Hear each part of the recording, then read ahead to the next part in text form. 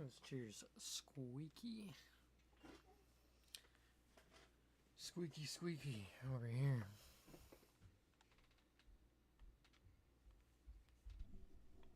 Good afternoon. Getting things sorted. We're going to start putting these together once again.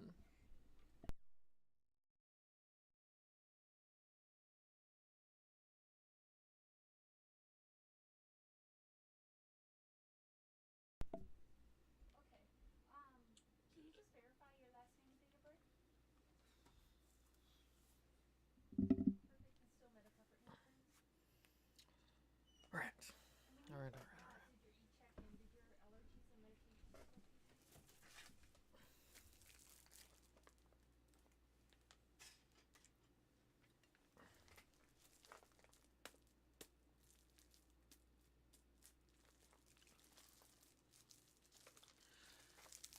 Using a good old putty knife to break the seal.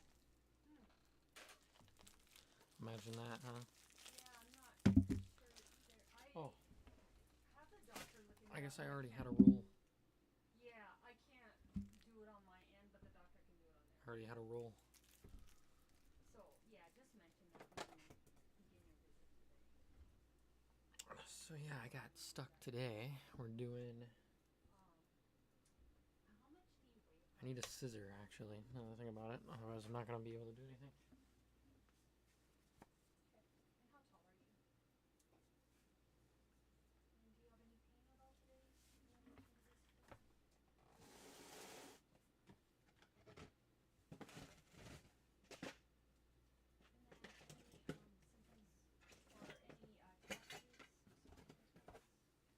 There we go. Any tobacco use? Okay. Any symptoms of depression? Alright, and do you like to get connected through my chart or do you need a link? So yeah, we're taking electric tape right now. I'm looking like a chicken with my head cut off. As a text or email? And we are So I just sent that. taping the phones kind of down right here. Today for your visit, correct? Something like that. That way when, if these get pulled, the tension is here instead of at the actual connection point. Okay, perfect.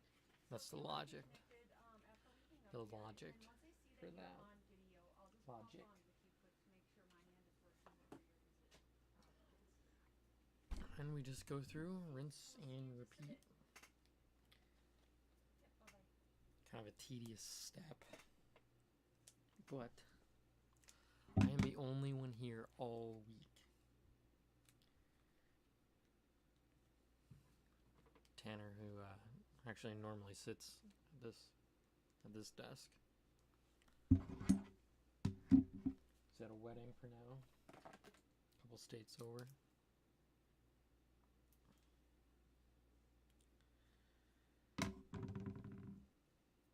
Reached out to a few new manufacturers in the States today. I'm going to be bringing in some of our models to them to see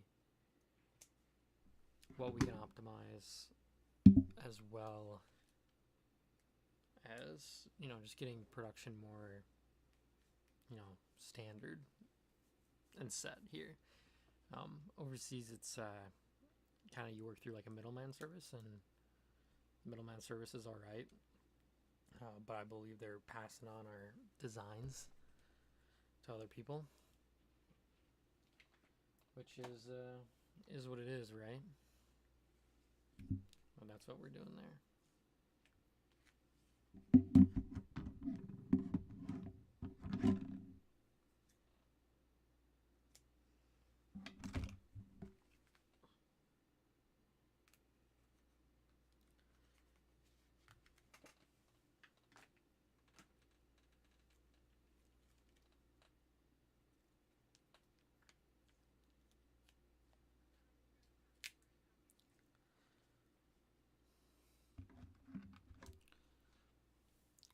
I can turn this just a little bit this way.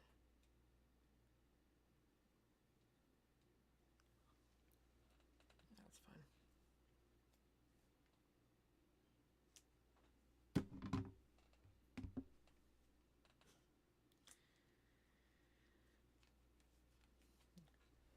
And then we have some phones that we need to actually fully set up because they're like locked. So we're gonna try to get through those.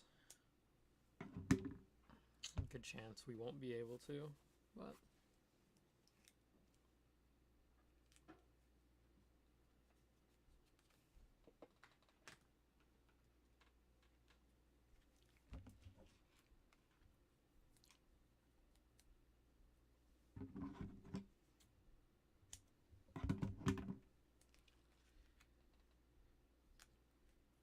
also my Twitter on my phone completely bugged out actually. Like I turned off the phone, turn it back on, and nothing worked. And yeah, I have to log into absolutely every account now.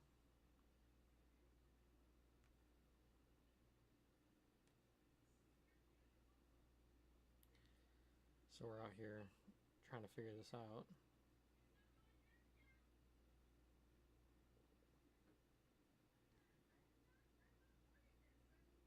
Holy smokes, I just saw, I'm not sure if you can see that.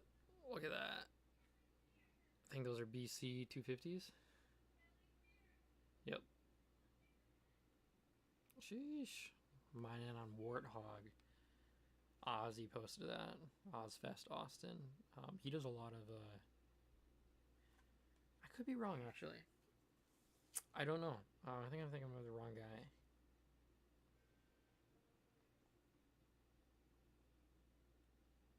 Yeah. Well, now my Twitter's working after I deleted the app and reinstalled it. Just had to log back into everything, but it was bugging hard today.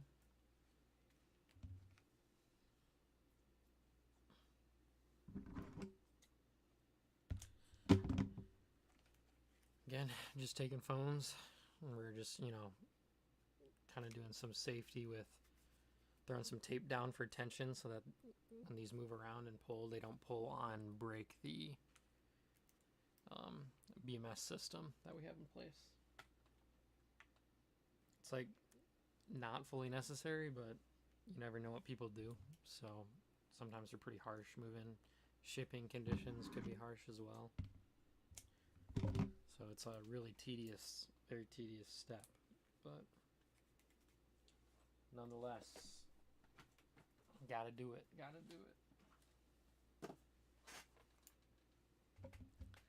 And then I chose this most squeaky chair today. Hi there. Alright, I'll let him know that you're ready.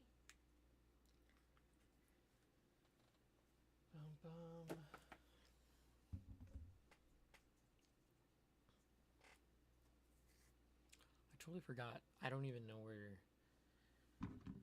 I don't know if anybody's on here.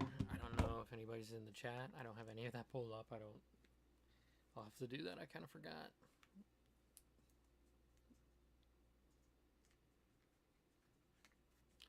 Yeah, I just have the software up, and then I don't have like the stream up or the video up. I'm just kind of like talking mindlessly at the moment while we plow through these. I'll get that situated here in a bit.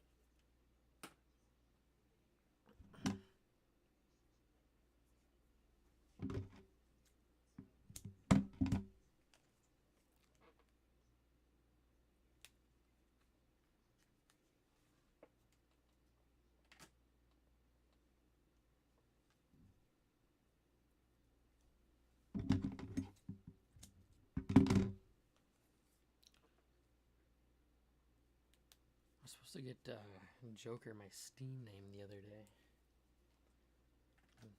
Dude's a big gamer. I'm not sure. He just asked for it, so I've been meaning to try RuneScape. I think it's Dragon Wilds. I haven't got to yet. Not enough time in the day, but I do want to try that. So if any of you guys have played that, let me know. I miss those. I miss old classic WoW in its heyday, which I technically was never playing in its heyday, but RuneScape was good. So many good stuff.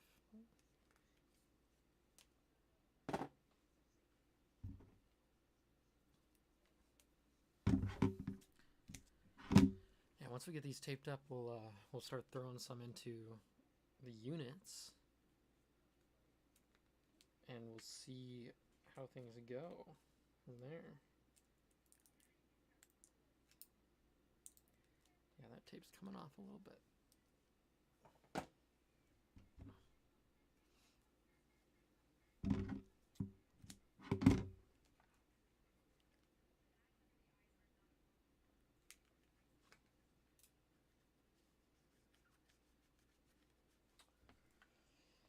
Crazy, crazy, crazy.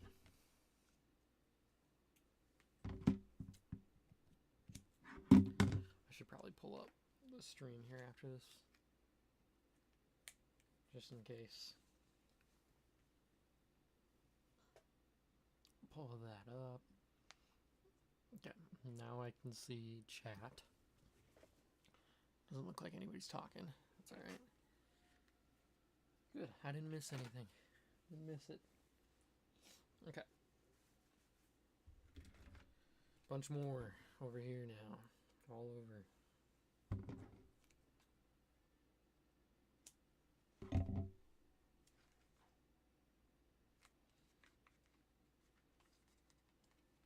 Oh, I'm gonna sneeze. Here we go. Whew.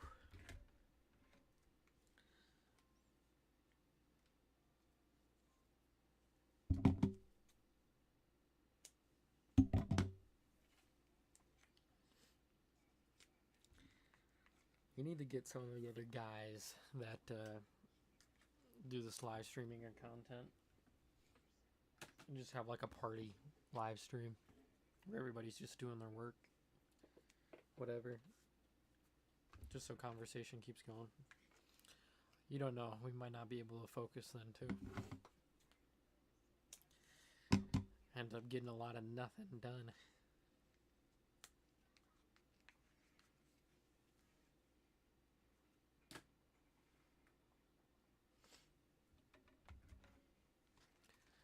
That's probably what would happen.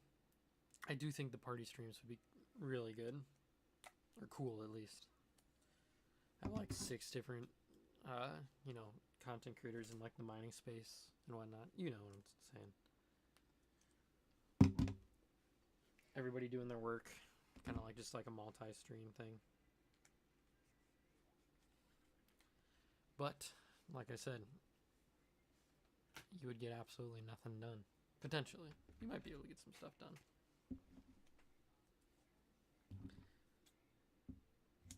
But 2 p.m. is an interesting time, at least central, right? Because most people aren't done with work yet. Some people are still working. I mean, that's the idea of the multi-stream is you do the stream while you're doing your daily work. But I don't know everybody's schedule and if they're like flexible in that manner, or if they can even stream. Like some people probably have other day jobs, right?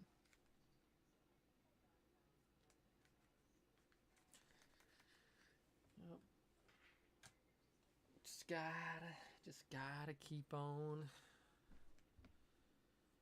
grinding. That's how that works.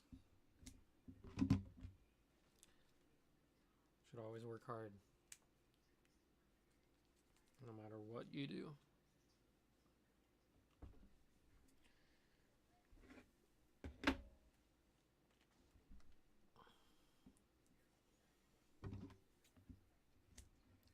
Yeah. Whoever's in here, if there is anybody. I still can't see the numbers. I can see chat now. But feel free. If you have any questions, go for it.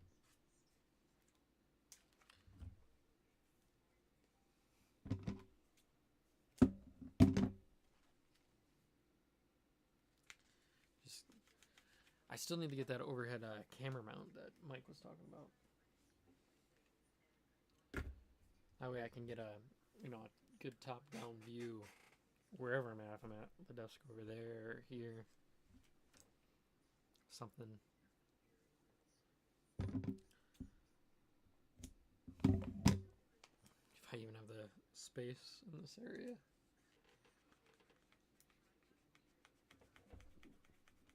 Okay.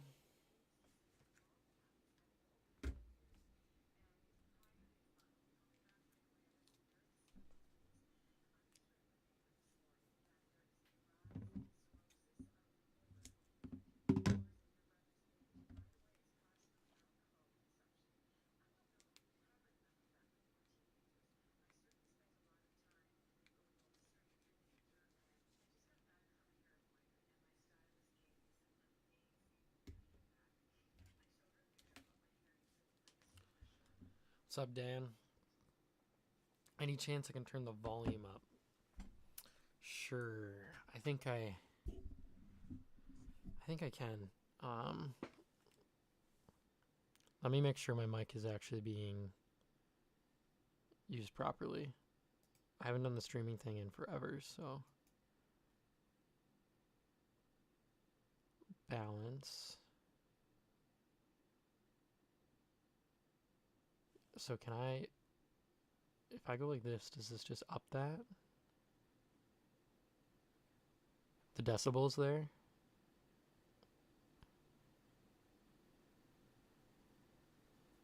Potentially.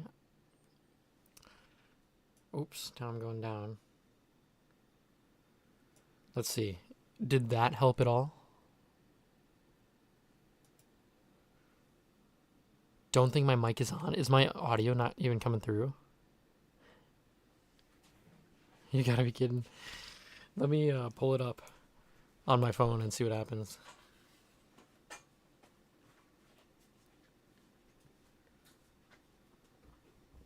YouTube. I think I was just aimlessly talking. Okay. It is on now. I didn't know what I did. I did try to turn it up just slightly. Okay. It might be like a gain lock where I need to be talking like just slightly louder. I was just trying to... Good. I might need to get a little closer because I got it like right here, obviously, and then I'm just working in this area, but here's a test. Are you able to hear on this end? From back here, from over here. If I do a 360, can you hear me over here? Probably not. Nice to see you, Dan. Thanks for doing the audio testing with me. Work in progress over here. So funny enough, on the computer that I'm streaming with, I don't have Windows activated, right? Sure, I could bypass it, right, or buy a Windows key, but I just refuse to. I refuse. But one thing that I noticed is they have, if you don't have Windows activated, you're actually only limited on your like inputs and outputs for your sound. So you don't actually have full control over it. The new rack mount case is killer. Dude, thank you. I'll go grab one. One sec. I got some up there. Got some over here. Pirate Luke.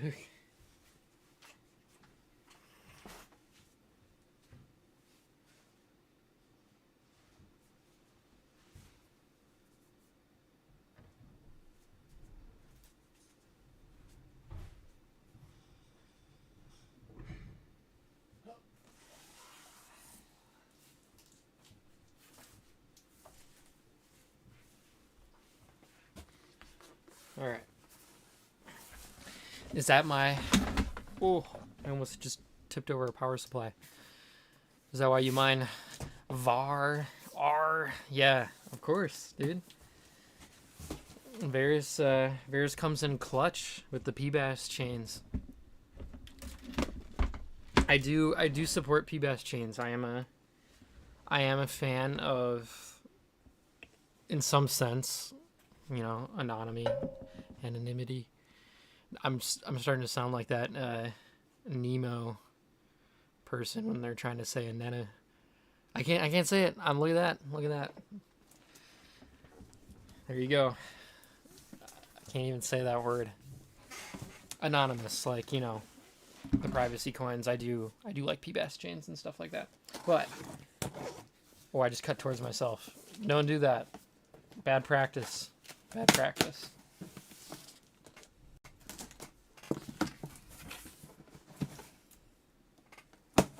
Okay.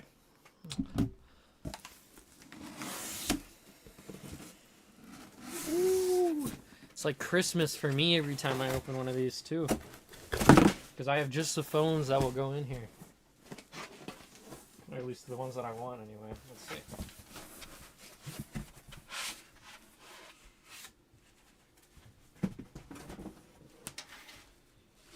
Here is the newest edition. We had some trouble with these prior, and we resolved it. And this is where we're at. We have actually already, right? So we announced this, and we have a different variant that we're working on. It's just a hard. The next variant is slightly harder because the cables, these BMS cables, right, that we use, you know, the battery circuitry stuff. Maybe you can see that better if I go like this, maybe. So the cables for the newest one, not the rack mount. The rack mount will still use those cables I showed. But the new edition, we're moving into PCIe Express slots. For the reason is we're gonna try to do. We've been working to try to get some AI clusters going and just run small LLMs on chips, and we just needed faster data throughput to each other. So like, if like USB 3.0, you know, 20 gigabits per second roughly, is decent. So if we use the PCIe Express lanes and then connect it with a different cable through the data, we can kind of mimic that. So that's kind of where we're heading. I do have one of those. It's plugged in and we have it testing right now. So I don't have a mobile camera to bring you over to the rack. But yeah, anyway, this is the rack mount. I mean, it's nothing like crazy, right? I'm sure people could get creative with extra hardware that they have around as well. But same traditional slot. There's no server PSU in this one. In the new one, there's a server PSU. And I say new, this is also new. You're saying you need to buy a pallet of rack mounts. Hey, if you want to buy a pallet of rack mounts, let me know. Obviously there's bulk stuff. But there's the board. It's slightly different, right? So the phones will connect. You actually have 4 fans, so you are using, like, you know, a slightly more watts than average because you have an extra fan. You do have a switch on the end right here for your fan, so you can change the speeds. And then there's Ethernet, obviously. Ethernet for each 10 lanes. I like it. I'm tired of looking at all the cables and clutter. Yeah. So if you have Ethernet capable phones, you'll actually be able to run Ethernet to them, which is sometimes a game changer for some people, depending on what network they have or just what they have going on. I would always recommend, sure, hardwiring, but not all phones do it.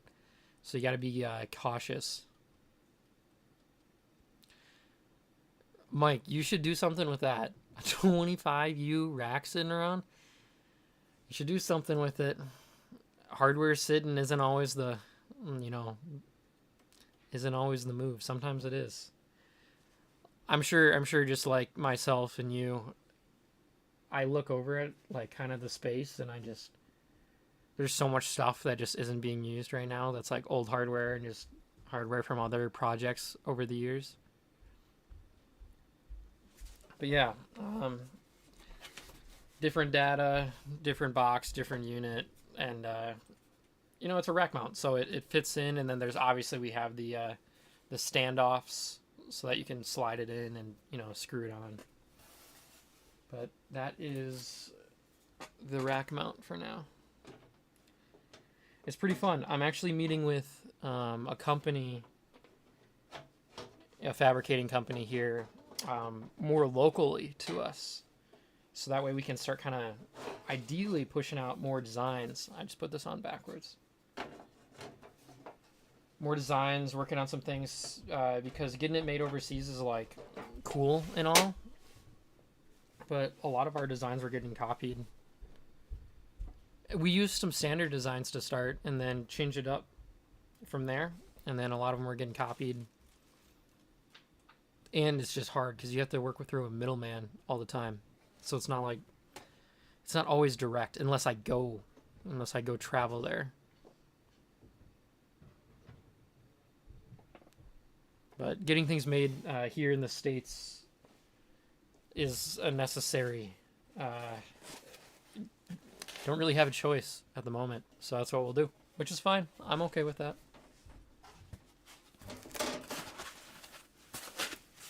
Put this away for now.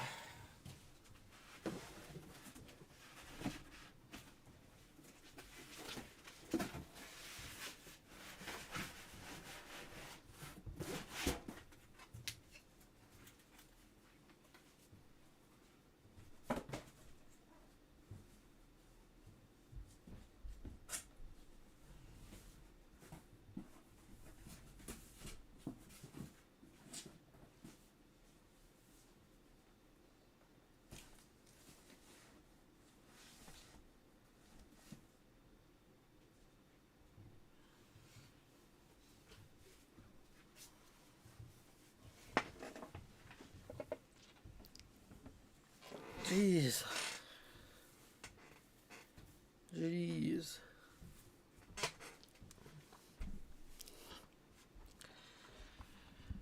Use a 25U rack as well. What do you got running? What do you got in your rack?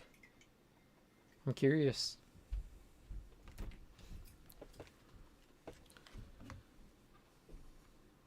Get back to doing this taping stuff.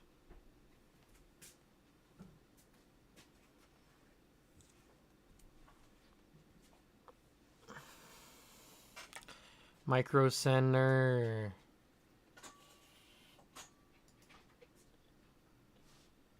Proceed. Again, I really don't. Yes, add it to your list. Thank you, Mike. I totally spaced out on what that was. That'd be good. We believe they're doing kind of a test to see engagement before things move forward. So, appreciate you throwing that link in there. I wonder if I can. Can you like pin that? Can I pin that? Is that like a thing? Oh, let's go. Yeah, but it'd be super cool. We do have a micro center kind of by us, which is nice. But the one on the list and everything, that's Ohio, because that's where their R&D, research and development team is, and that's who ordered the first round to, do their initial R&D with. So we'll see what happens. I mean, I don't expect anything crazy, to be honest. But it'd be cool. It'd be really cool to see them in stores at some point. I mean, I'm not gonna lie, that'd be really cool. But don't expect it. But maybe we'll get there. They're probably just gonna be an online vendor, third party, and then obviously they take orders and we fulfill them, or even they fulfill them. There's like absolutely nothing set in stone. Barely even any communication at this point. But nonetheless, it is there, and they are field testing it. Oh, no way. So, yeah, he lives right next to their main spot there in Ohio. Heck yeah. Dude, micro centers are sometimes, like, gems, depending on when you go. I was trying to look for a 5090, and I literally called the Micro Center in my area. Sweet, that'd be awesome, Mike. Thank you. Well, we'll see if that happens. It'd be so cool. I called the Micro Center when I was looking for 5090s, 5080s. They're like, yeah, we got a few. Literally, I drive. It's like a 30-minute drive for me across the city. Drive there. Sure enough, all sold out within 30 minutes.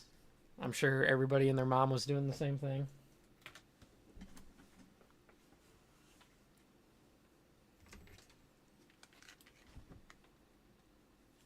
Yeah, no, I appreciate that, Mike. That'd be so cool. If they get there, I'll have to let you know ahead of time to see how they look on the shelves and stuff.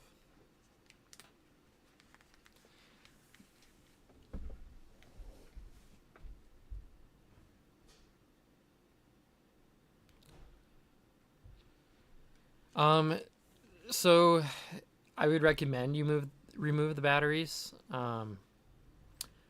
You don't necessarily have to. You just have risk of fire, right? And also, depending on what you're doing, if you're using the CPU intensively, you're gonna have to power it somehow elsewhere, because like we use the cables. This is the power. The power doesn't come through the USB here. So on that rack mount, we have this style cable for data. Wow, that's really shaky. And then it has, the pin connectors. So you will need to power them, because this is only data. The USB is only data, and this is power. So if you have a battery, you'll just need a way to charge them, unfortunately. So like the rack mount probably wouldn't be a good idea. I do see people use the classics, and then so if you're using Accurast, you can 100% just plug them in with USB, because they don't always have a compute job. And normally if they get a compute job, they don't use all the battery before they're done with their compute job, and then they very slowly charge back up. There's just enough current that comes through the USB to like trick the phone, but it also has a slight charge. Yes. If you do a charge-only adapter on, they'll look like the data blocker. Yeah, if you're doing on USB, yeah. If you're doing Veris as well as Accurast, you're going to be CPU intensive, so you're going to need to have another form of charging somehow if you don't want to take the batteries out. We might offer this in the future if we get more hands. We might offer just kind of do the labor portion for people, like just some phone disassembly, where they source their own phones, and then we just charge a flat fee for phone disassembly and putting them into units. I think eventually we'll get there. I just don't have the logistics on hand for new hires in that realm. And I probably won't for a couple of months still.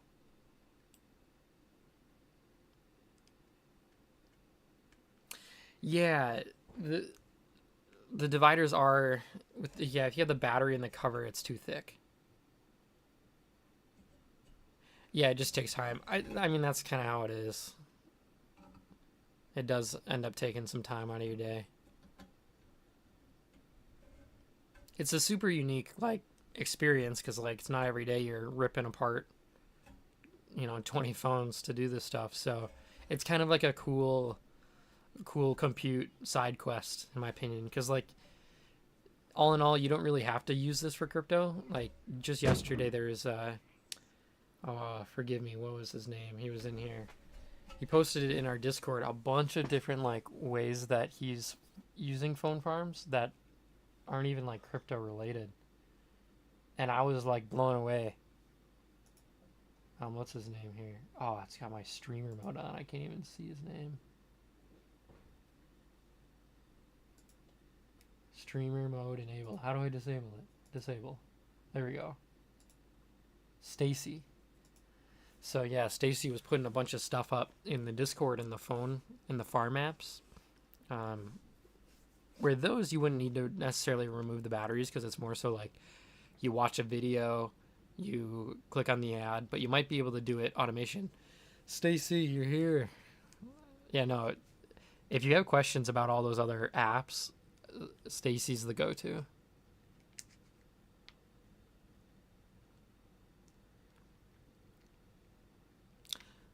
Yes, Dan, that's another thing. What Mike just mentioned is you ideally want to stick with the same models in the same case because they'll all have the same voltage for startup and just operating. I mean, it's not to say you can't find multiple models that have roughly the same specs too, but for consistency, I'd stick to the same model of phone for a case, which is fun because then it gives you the opportunity to like build a case for this and you know exactly how it works, and then you can build a case for this model and exactly how it works. Like I still have like tons of unopened different models that we're testing. Those are Summits.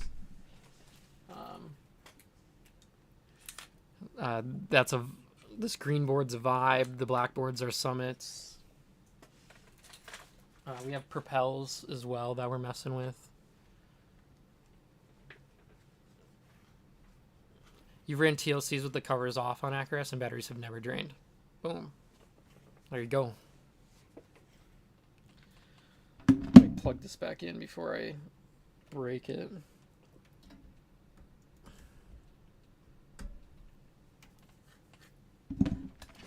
Oops. What TLCs are you running, Mike? I'm assuming it's those the other prepaid ones. I forget the series, the model number.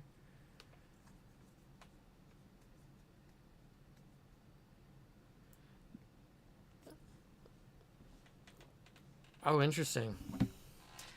The old LGs, the G8s. Do you know how many gigs of RAM those have, Stacy? Are those a 3 gigabyte model for RAM? You swap batteries multiple times. Well, hey, start plugging them into power cables and get those suckers working without batteries.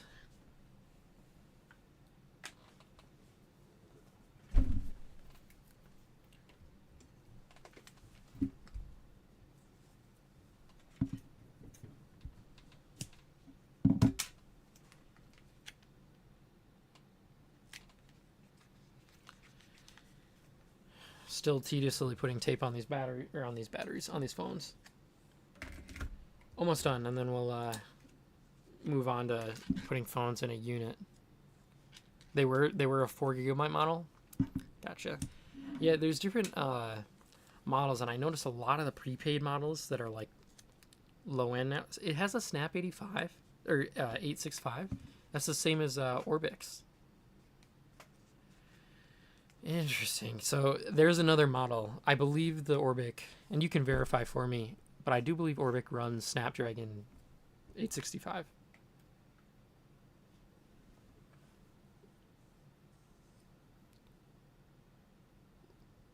And apparently Sky knows what's up too. Welcome, Sky. You can automate videos, games, surveys, and such. Apps like Rewardy, Mist Play, Paid Viewpoint for starters. That's so cool. That's one thing is in the new software, and I'll download it today and on whatever computer I'm running the stream on, so you guys can see that. Or I can probably remote into the other workstation. Both are quad cores. The TLC are quad cores. What kernel? Are they running a 32-bit kernel then? Mike?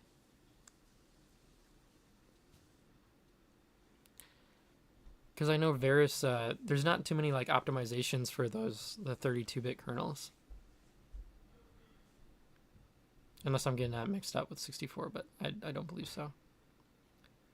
Sky, what else are you doing on your farm? Are you Are you doing any of those other apps? Is that like your main thing, or what's your farm looking like? TLC A9509DL. I'm gonna check. I'm gonna look at those. Yeah, 32-bit kernel. That's why they're on Acorest. Got you. Yep. Hey, but like, that's not a bad play for Acorest. I do like that, especially when like I believe testnet incentives, they're just standard. It's like just a standard rate.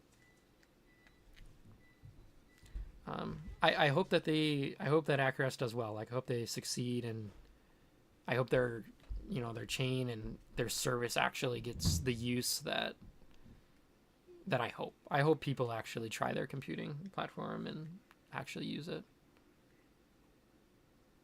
They're always showing up at all of the different events. Like, they got some good funding from wherever. So we'll see. I killed an app last night, I think. It was a slot game. Developer paid 10 cents before we had to see an advertisement. I made $10 in an hour. Dude, I'm doing like, I only really know the crypto side of the phone farms, but like, I've started to meet people that are doing the other side, and it's actually crazy. Oh, you did deploy a job on it? I needed to do that for the quest yet, and I still haven't done that. I probably should do that for, testnet incentives anyway. To have that connection tied to, my account. I haven't deployed anything on it yet. My buddy has. Who also has a big phone farm on it. Dude, yeah, no, that's one thing is I really need to get into these phone apps. Like, I don't care, like, even if, like, I can't do it on, at mass scale, if I can do it on a few phones, like, still, or at least, like, automate it like Sky was talking about. All right, we're taped up. We are taped up. Okay. Start throwing more phones into our unit here.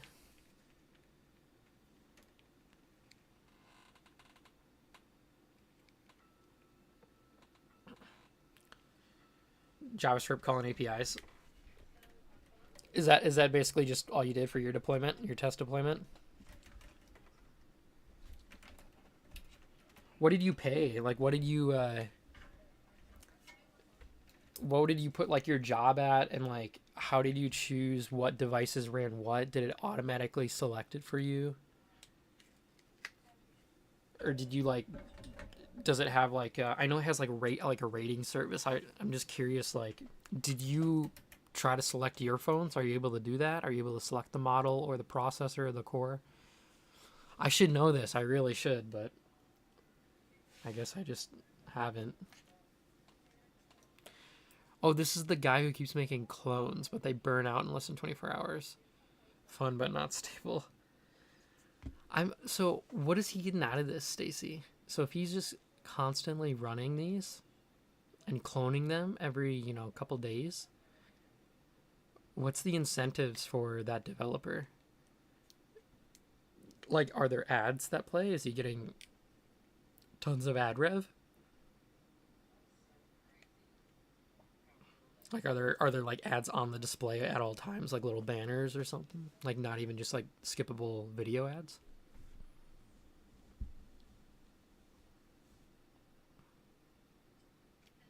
Oh, that's super cool.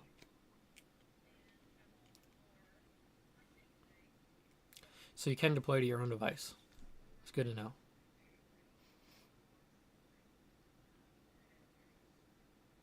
Oh, interesting.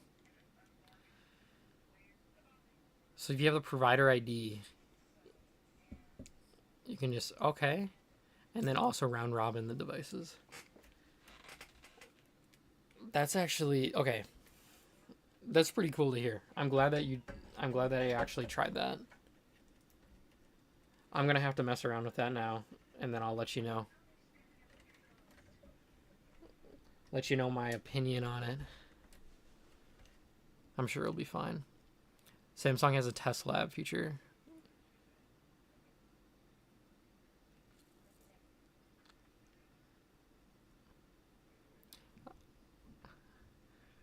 Oh, huh.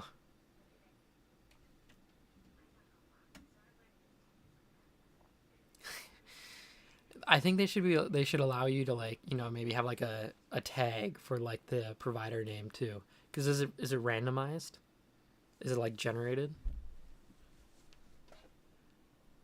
Like, I think maybe like a 3-letter tag or like ticker, that you can add as in like at the start of the provider name if it's generated.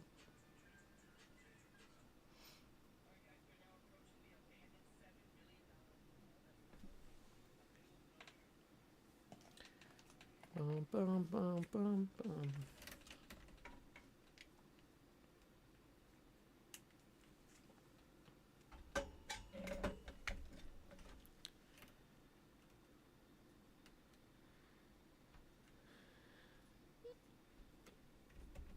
Oh, it's the big GUID.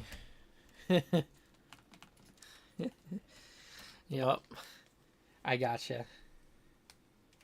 Yeah, that would be nice if they came out with something slightly more easy to read or memorizable. Hi, this is unhelpful. Is that a word? Is it okay if I ask a couple of Memorizable. extra questions?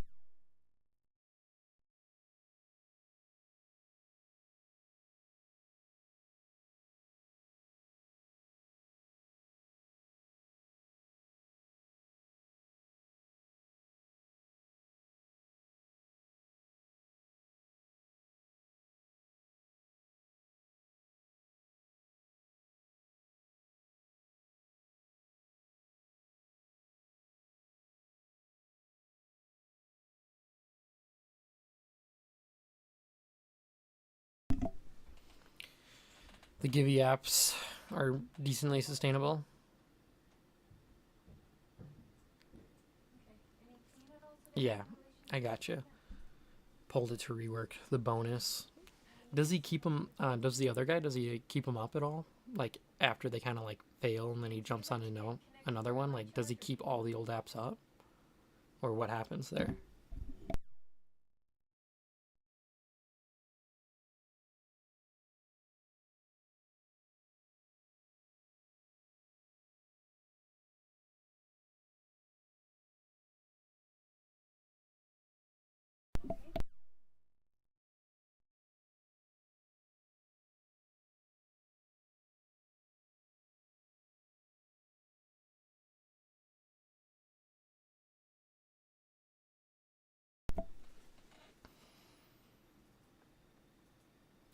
Oh, they got face verify.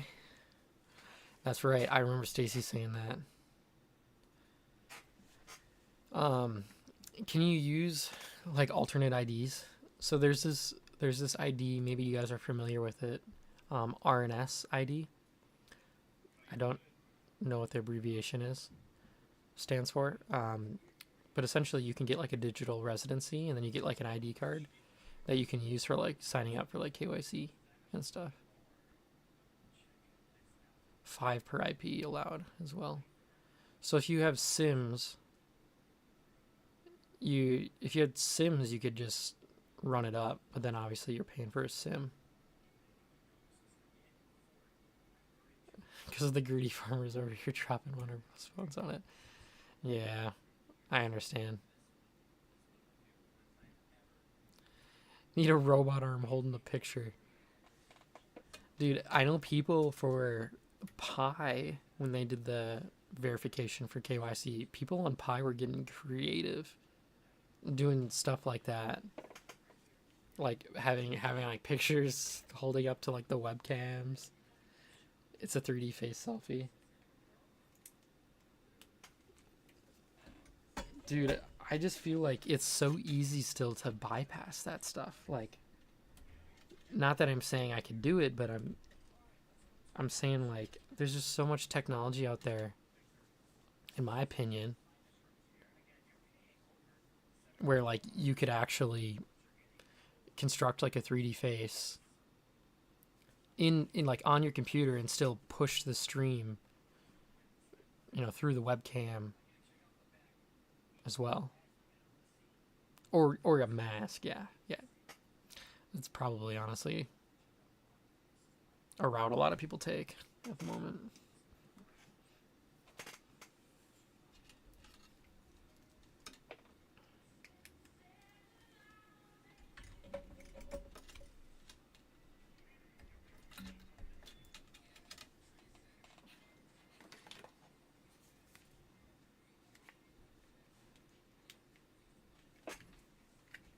Dude, I still have a bunch of helium hotspots, indoor ones. So if people are looking for those, I got like 7 in the corner over here, like unopened box. That's just how I haven't been able to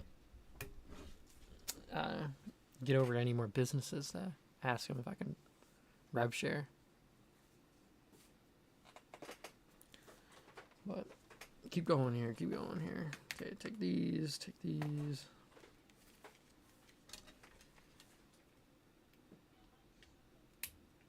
Oof. It's kind of like a hard clip in. What's up, Felipe?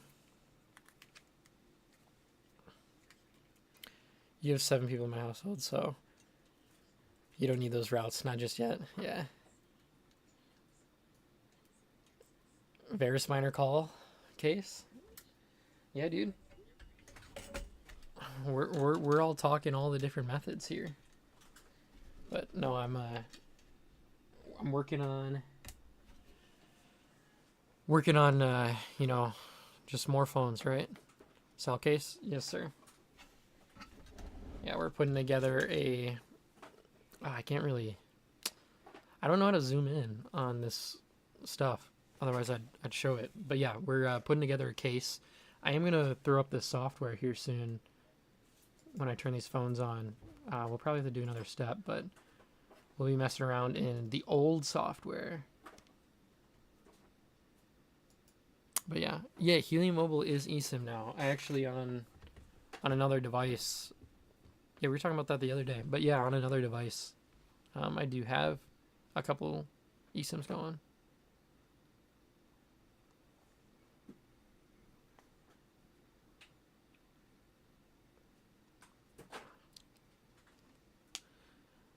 Yep. I'm coming up. I should be coming up on 2 years now as well. On like my couple my main lines.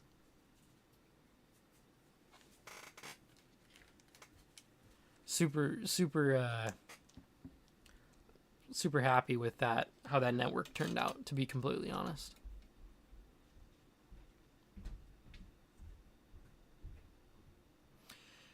Oh yeah, so you were even earlier than I was to the phone plan, Mike. Was that when they were supporting like pixels? It was like only pixels and whatnot?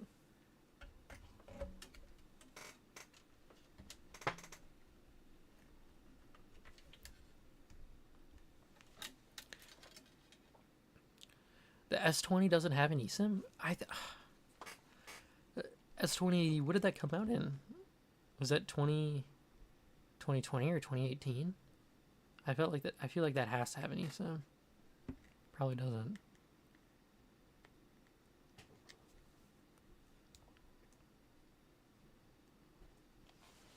Oh my gosh. So you can use Bing and automate daily search, and that's $5 a month. You need a phone to do a number. Gotcha. So excuse me. It's like Google Opinion Rewards, where if you have another line or another account, you get those surveys for like 10 to 20 cents a couple times a week. I know everybody's talking like pennies over here. It adds up. It adds up.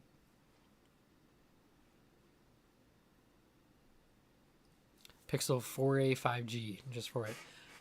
Yeah, I did hear that Google with the Pixels are going to, there's a setting in developer mode that you can turn direct on like Linux. so you can get a Linux environment directly now, hosted like at root on Android. I don't know when that is set to launch, but I'm pretty pumped for that, in all honesty. Yeah, I do like Helium Mobile, and I've gotten the family to switch over as well. And it's been good for us anyway. And I mean, if I'm traveling, cross country, I normally just buy a mobile SIM anyway. All right, I'll let him know.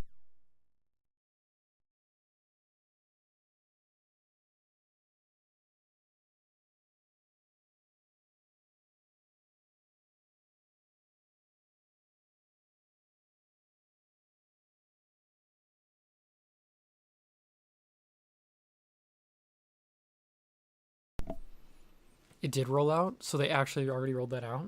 Man, I need to get myself one. It's on the latest kernel. Yep. I don't have anything on the latest kernel. Actually, I don't even have a Pixel at the moment.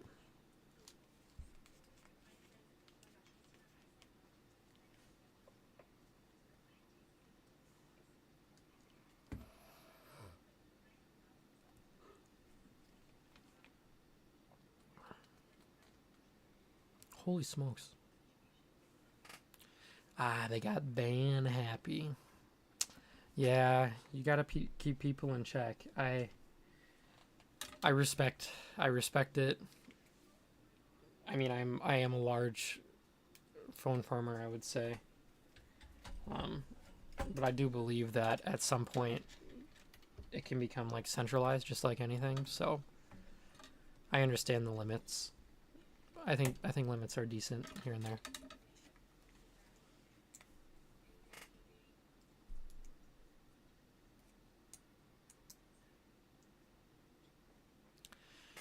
Look at this.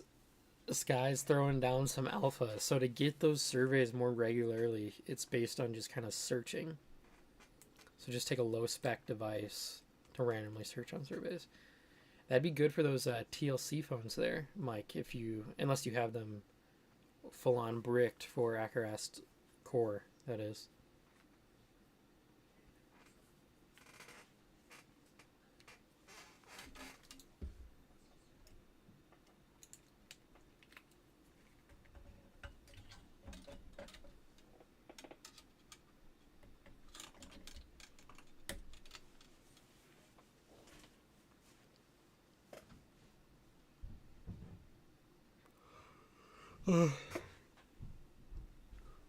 Gotcha. So they still force you into, well, not force you, but you still end up having to install a distro.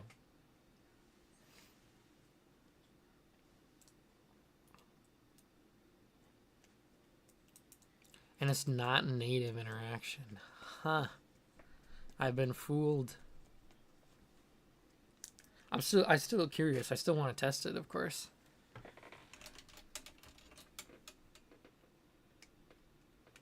I do think it's a good step, though. Like, I think they're moving in the right direction. I really do.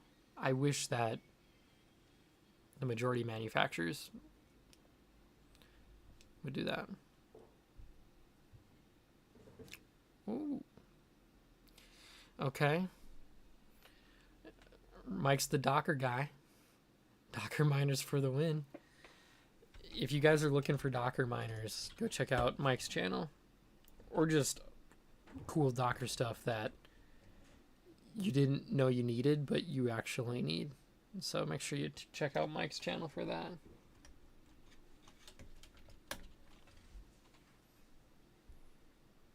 Sometimes I rewatch some of your Docker videos just cause, like, not on repeat, but like I'll come back to it and I'll watch it again just because I'm like, this is actually cool. And then I'll tell myself I'm actually gonna try to do it, and then I never get around to most of them. Some of them I do. You know nothing. I don't know anything either.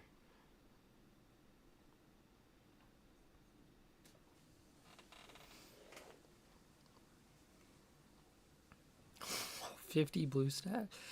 50 BlueStacks. concurrent. Most apps pay 2x for real devices.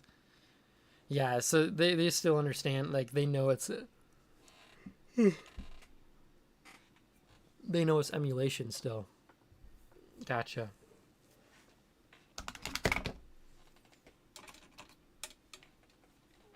Gotcha. All right, we got all these plugged in.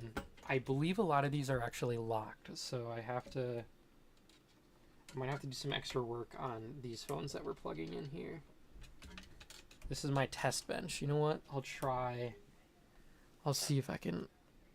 Oh, I don't have any more cord with the webcam. I can pick up the webcam and I can pull this way. Oh, I'm tipping over stuff. So there we go. Got it set up. You know, I didn't mean to grab it like that, but yeah. Test bench, just a power supply, so we can, depending on what phones we're working on, we can do that as well. I know it's an absolute mess over here in this desk,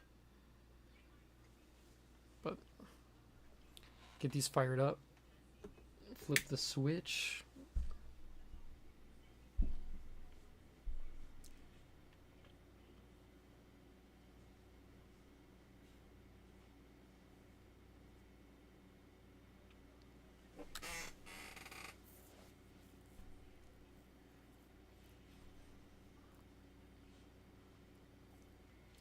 Any of you guys touch grass often and go golfing, or no? Any golfers? I'm a little late to this year, but got my first tee time set for this Saturday. I'm pretty excited, actually. Gonna go pretend like I know what I'm doing out there.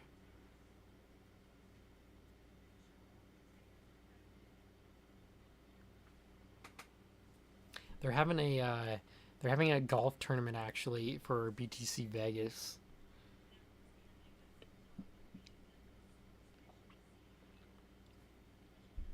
I think, and it was open registration too. I think anybody could get in. You just have to. There's a fee, and then I think it's a pot and whatnot.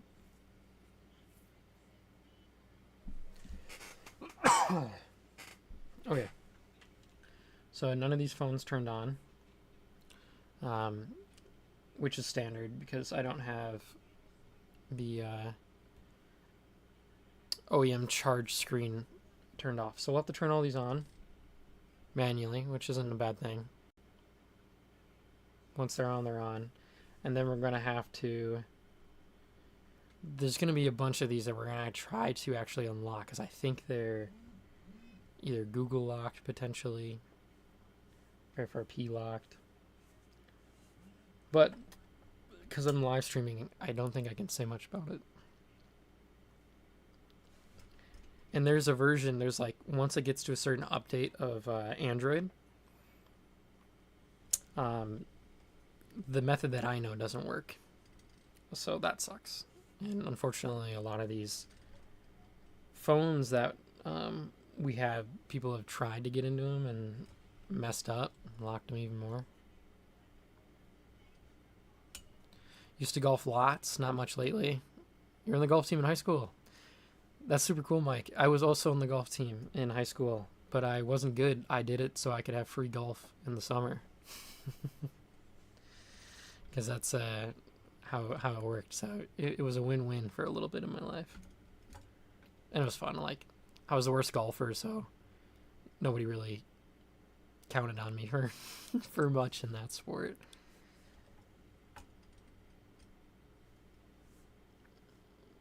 For me, golf is a drinking opportunity. For a lot of people, right? Yeah, nothing wrong with having a good time.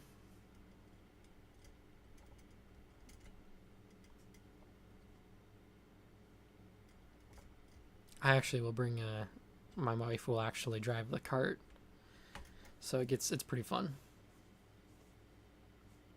I actually saw this golf cart from this company that they're making It's not out released yet, but it's not a golf cart. It's like a motorcycle with like big back, thick wheel, and you got your golf bag that sits like in front, and you get the high handlebars. I actually like. I will probably end up grabbing one of those just because. Still rocking Callaway Big Bertha. I'm not familiar with Big Bertha. Forgive me. I know Callaway. I know the saying Big Bertha, but I don't know. Is that a model?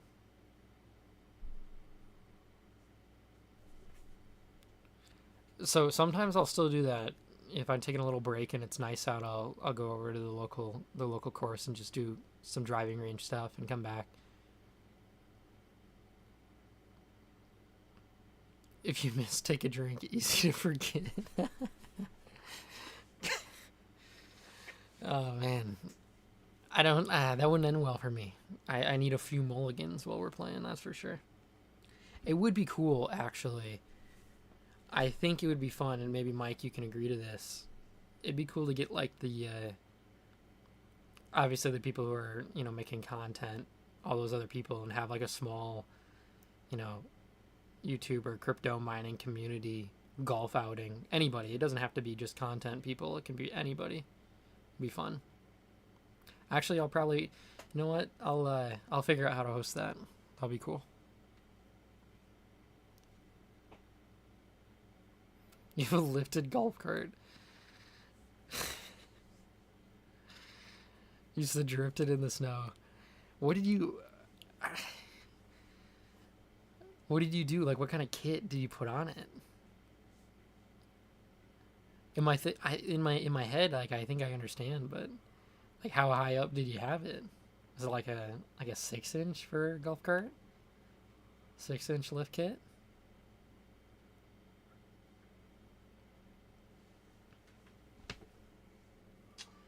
Yep. So all of these phones are actually locked. So we gotta figure out how to get through these. My friend Andy versus Tech Hustler. Oh, that'd be hilarious. I'll have to. I'll ask them, see if they want to have a go, and we'll host it. That'd be pretty fun. You gotta have some fun, right? Talkback on. Welcome to Talkback. Welcome to Talkback, page 1 of 5. Talkback is a screen reader intended for situations or people who have difficulty seeing the screen. It gives you use voice use. Open Google Assistant. Open YouTube Music.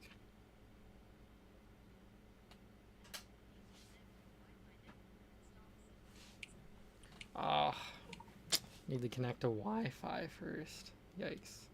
Forgot about that part. Talkback off. Yep. Looks like this one might have they already tried. Big Bertha was a line by Callaway. Biggest golf head. That's too. Oh my gosh, man. Do you still have that? You said you're still rocking it? I love it. Okay, now we have to, Mike, now you have to come out. We have to do some sort of golf outing. And people need to see Big Bertha.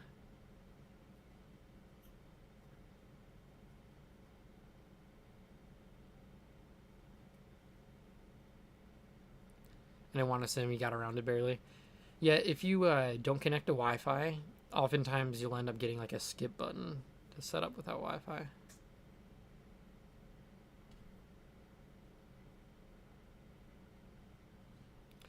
Yeah, I notice it's becoming more common. Is different communities are doing more like golf content outings, which is fun. Who in the trading community do you watch, Mike? If you're willing to dox them, who's Mike watching from the trading sector?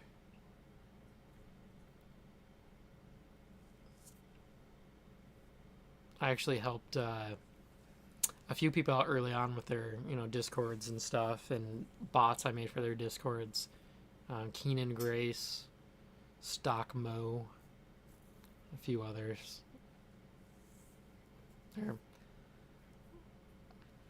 I wouldn't say they're traders, but they're more like beginner friendly level traders. It's nothing nuts, like no quant analysis and nothing like that.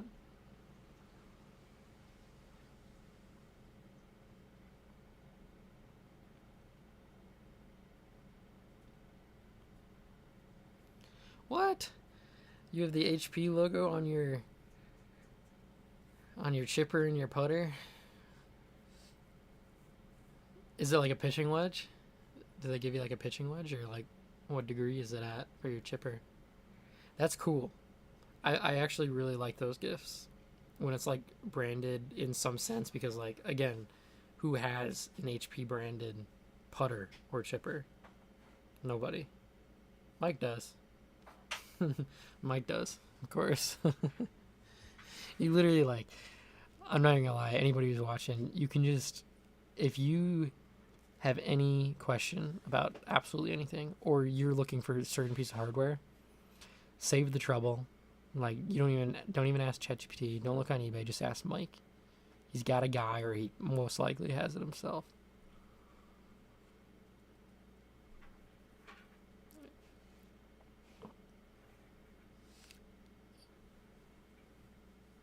Oh my gosh. Yeah, they are hidden blocks on Wart still. I do see that. I have notifications on as well. I'm too lazy to turn it off.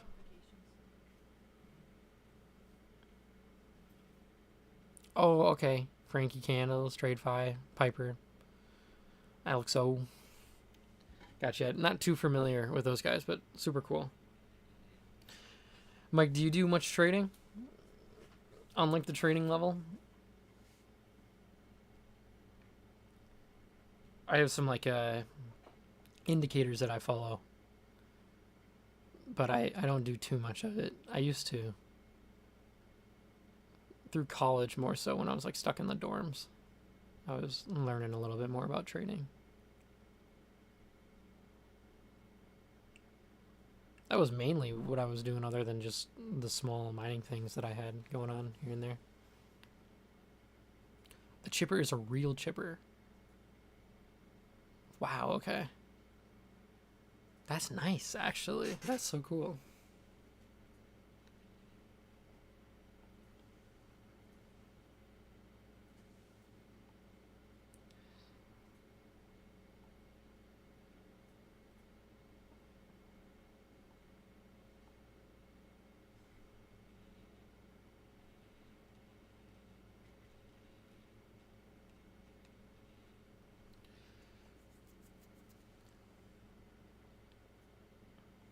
Yeah, I think people try to get into these devices, so we're gonna have to set these aside.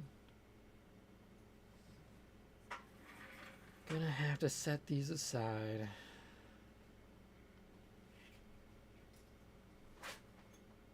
Yep.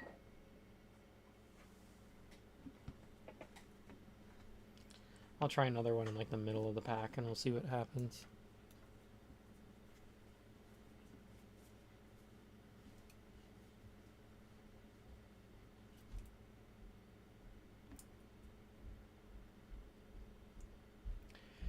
PM already. Dang. Gotta get cooking.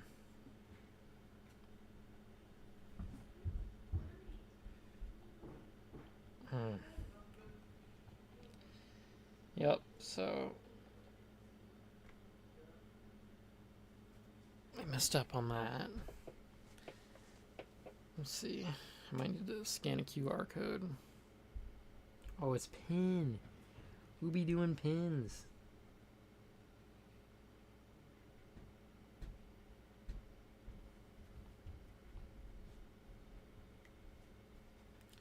Shucks. Yep. So that one, dud. It's a dud.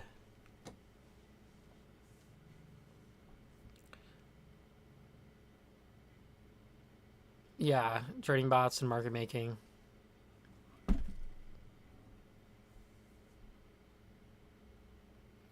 Yeah, I'm with you on that. I'm all for just kind of, I mean, you know how it works, automating your own time.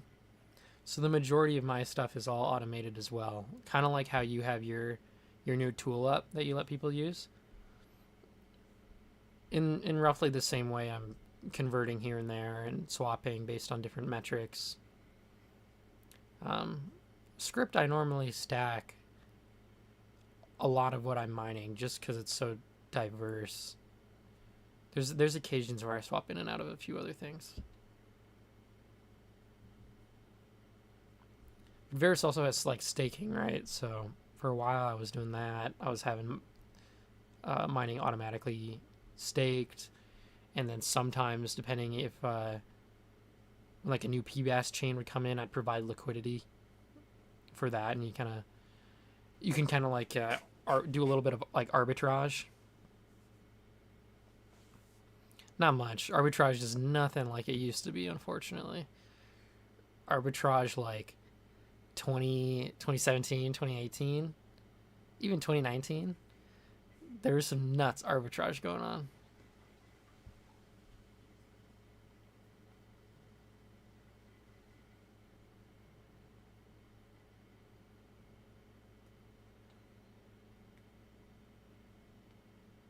You're not into the whole leverage thing. You'd rather buy hardware than risk it all. Yeah, I don't leverage trade also. I don't trade on margin. I don't leverage trade.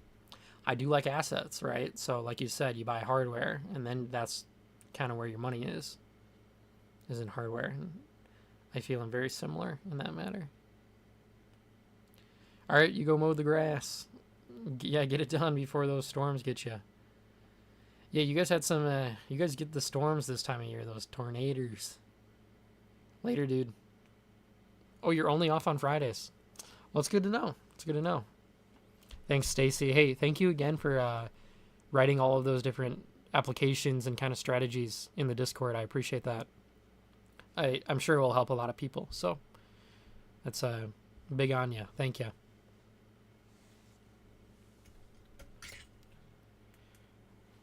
All right. Let's try another one to see where we're at. I'm assuming all of these were tried to get into, so these will end up going in a separate pile completely. Which is fine because I do have a bunch of phones that we can start putting into completed units now instead of just testing them. Yeah, so this one is already there. Vision settings, talk back.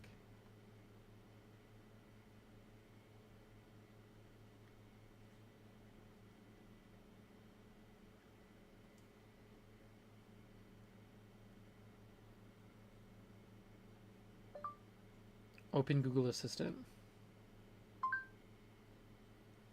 Open YouTube Music.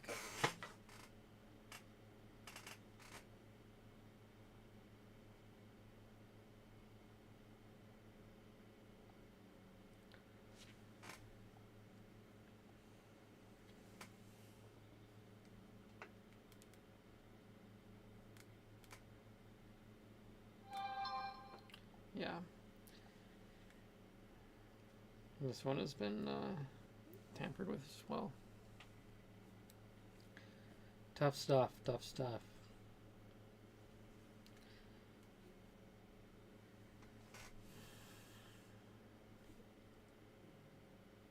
Eventually I'll get into these, just not right now, that's for sure.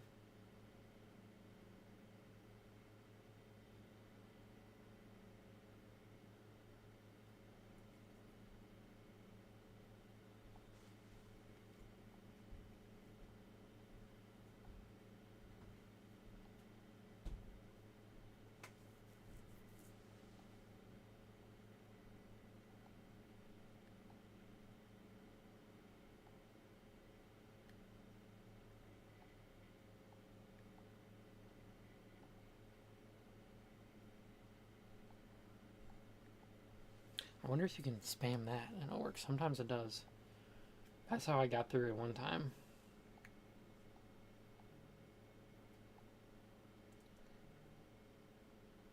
Pin, skip, skip anyway. Yeah. Alright. Didn't work. That's alright. Power off. So all of these phones are like that. That's the name of the game. That's hash power. Hash power. That sucks. Oh well. Get these unplugged. I'll put those in the to-go box.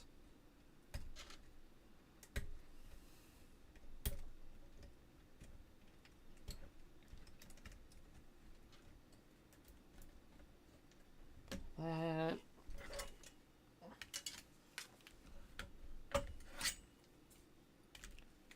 What's going on here? I'm getting absolutely spammed.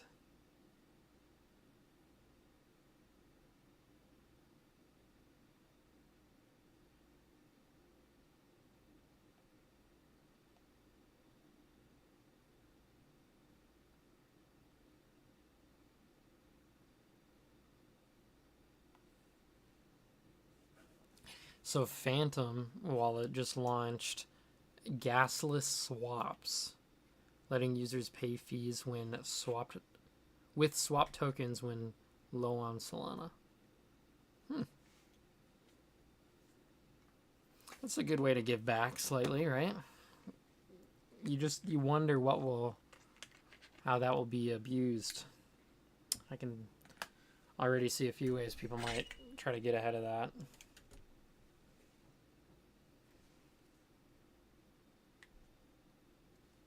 Not really. It's nothing crazy.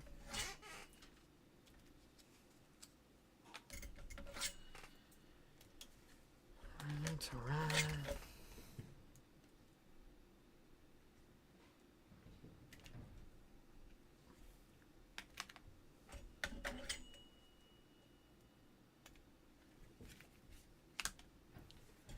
Speaking of mowing the grass, I do think our grass is getting pretty long too.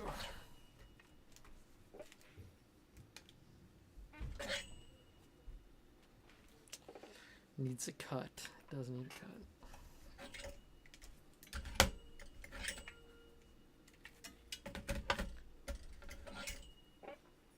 Oh, that might be the freight guy. One of the guys should dock. Yeah.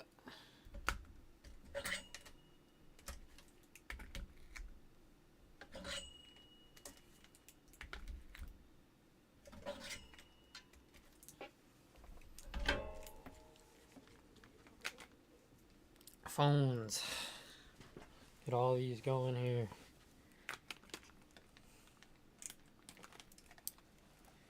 All of these are duds.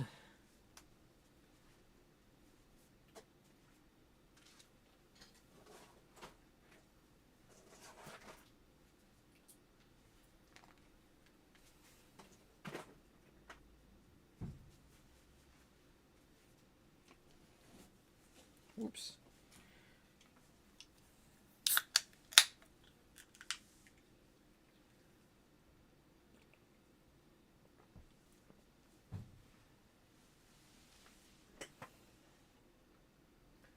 Oh man, I still got a bunch over here too I gotta do.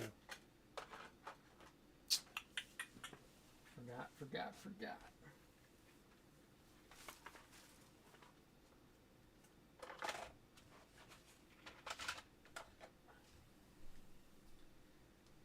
And then I got the screws over there. Okay. That over there. I'll probably end up needing those. Put them right there.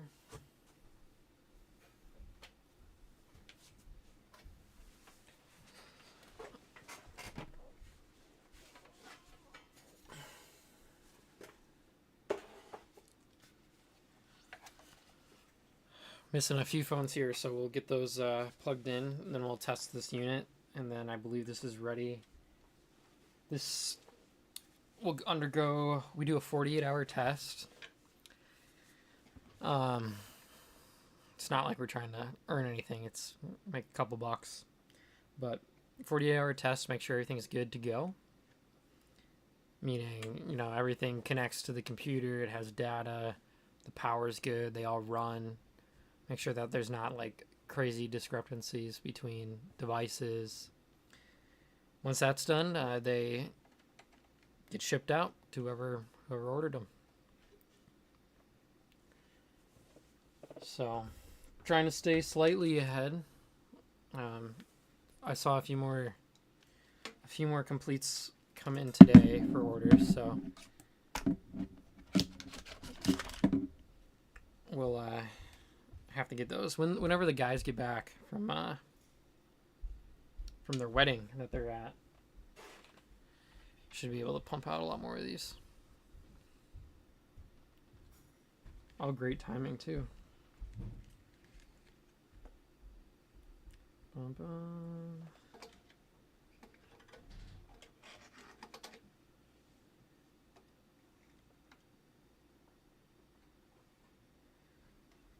And then getting these plugged in sometimes is the absolute hardest thing ever.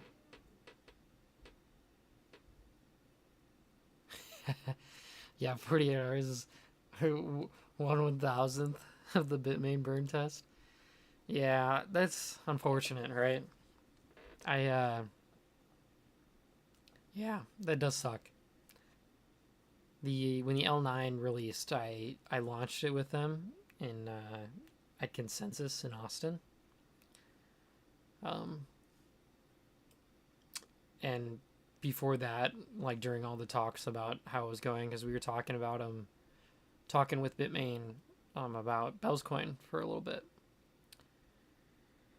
And they were already like in the testing phases, and that like before announcement even came, like 6 months prior. I mean, there's sometimes some good reasons, but a lot of people will say, you know, capitalize for a little bit, right? It'd be funny to know if they're more profitable because of the early mining that they're able to do with new hardware versus actually selling the units, you know? Because there's always that, like, you know, the ASIC pump when new ASICs get announced on tokens. You get that small little, pump up. Yeah. I am struggling to plug these in.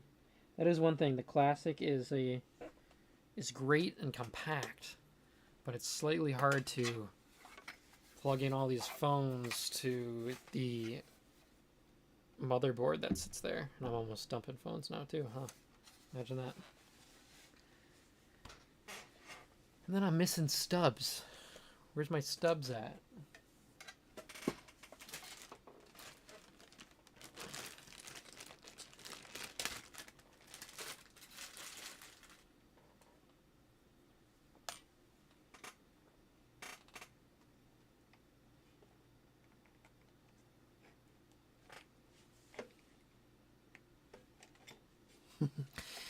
I can't wait for the guys, Tanner and the other guys, to come and watch the live stream, and they're going to be like, holy smokes, dude. You are moving so slow on these units. I've been out of touch for it. I've been on software for a long time.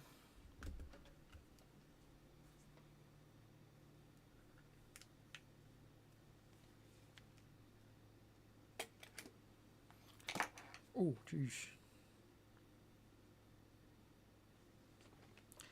Yeah, Bitmain has been good to. I'm not going to talk down on really anybody, but Bitmain has been good in the past. They've actually done a lot of support for other ecosystems, like sponsoring and just obviously like sometimes a lot of the times they're on support of, you know, wherever they're providing compute power for, of course, business aligned, but they're pretty good about hosting cool events and providing, you know, sponsors and stuff.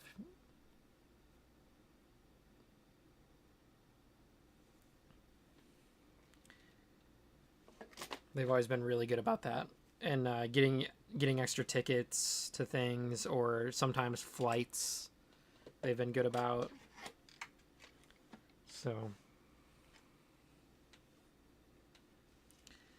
Bitmain, Mike, do you remember when Bitmain used to run bit.com? I wonder if they still technically own that.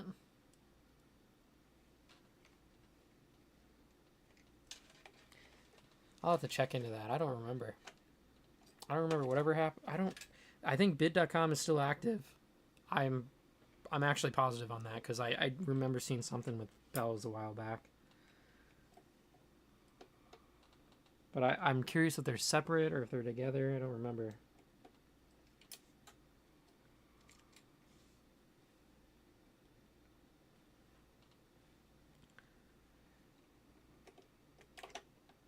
Oh, Mike, you're also a car guy, too.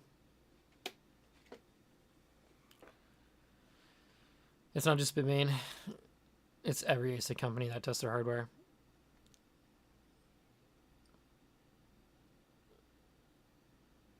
Yep. No, I'm with you. Same feels. Completely understand.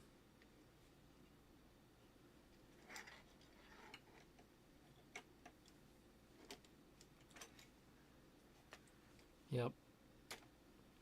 You're a car guy though, right, Mike? Have you seen... I mean, you've obviously seen the Slate.auto, the I believe it's backed by Jeff Bezos. They're, making making vaporware cars out here. I did put in a registration or a pre-reg or whatever. Just to see,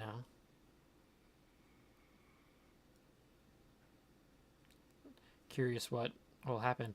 A lot of it looks like you can like 3D print a lot of things for it. So I was like, you could 3D print a lot of things for any car, to be honest. But I was pretty excited about that, so I was gonna have some fun. You did see Slate. What's Mike's thoughts? I know you're more of a gas guy in terms of engine, or I believe so anyway. Because you have what is that car? Not at all electric fan. Never took delivery on my Cybertruck. Yep. Nothing better than, I mean, you said you kind of grew up kind of by the farm, or at least you had a farm for a period of time. Kind of same background there. Small town. Grew up 1,000 people in my town that I grew up in. Just farm fields, trucks, and hard work.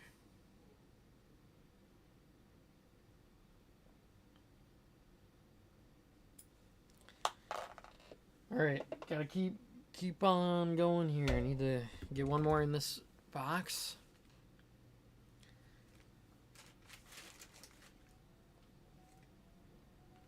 And for those of you, if you're doing your own, always orientate it so that the phones have their power buttons on top in case you need to manually start one or stop one.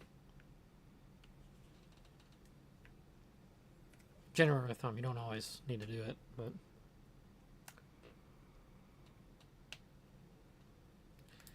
you have a Series E hybrid. That's what it was.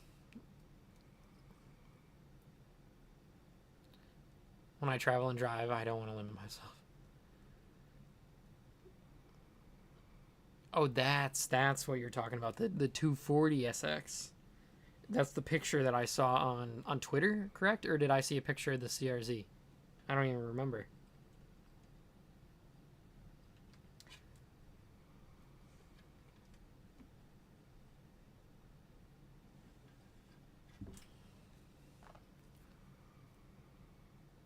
Boom, boom, boom.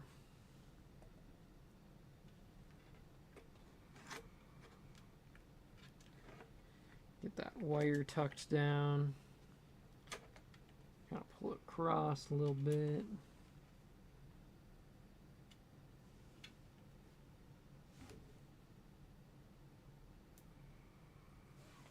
I feel like I'm playing Operation right now with my head straight down into this unit trying to plug this sucker in. With just like, you know, the tiny gaps that you got to work with. The Mozzie. The Mozzie are the only things he posted. And the... Gotcha.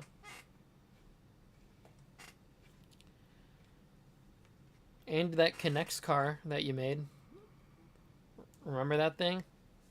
I posted it from when you were a kid. That Connects, you know, drive train that you made. I love Connects. I really do. The only reason I chuckle is simply because I just remember having fun whenever I did it and always making random stuff that never worked.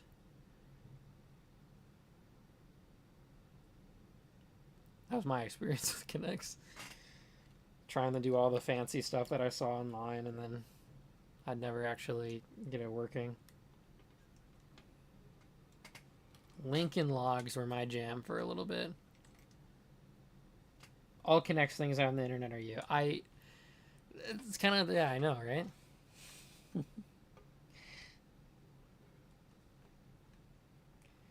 Holy smokes, I'm really struggling to get this last one in here. I've spent like 5 minutes just on this last one. There we go. Gotta get my, no.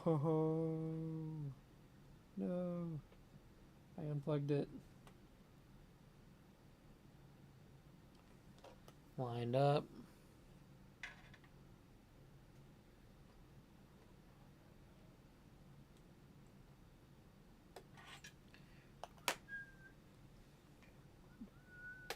Boom. Boom, boom, boom, boom, boom. All right. Complete. Then we go like this. Plug it in to our unit. And then we let the magic happen here.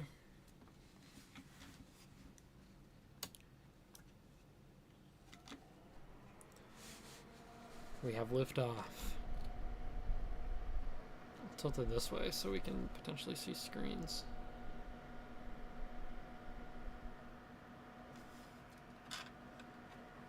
Should probably level it, keep it flat for the fans anyway.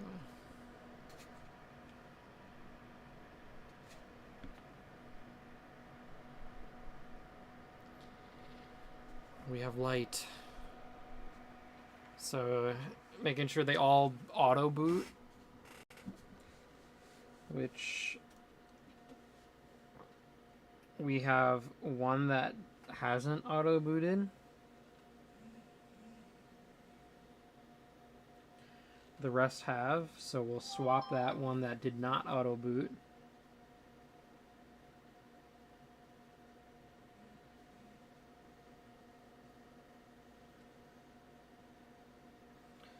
With one that will, but I probably actually won't even do that. I'll probably plug them in and I will run the software on it.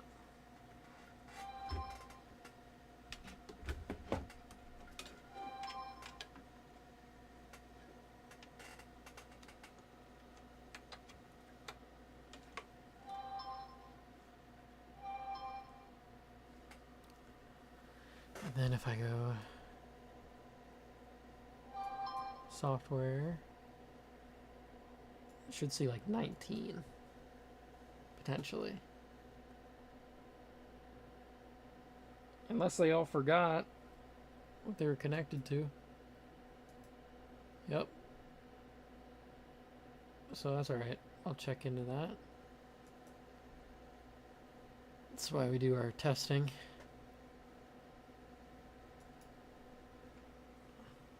Am I plugged in to the actual computer there? Yeah.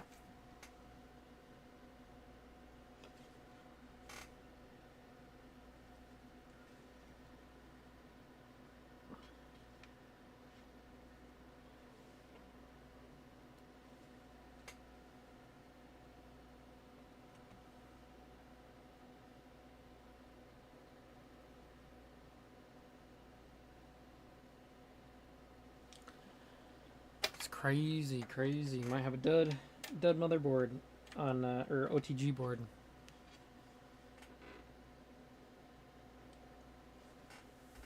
Make sure I'm plugged in. Bum,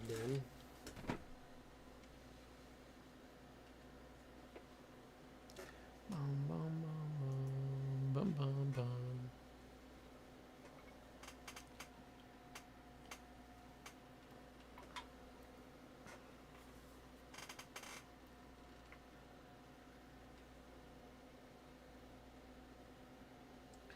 So all auto boot but one.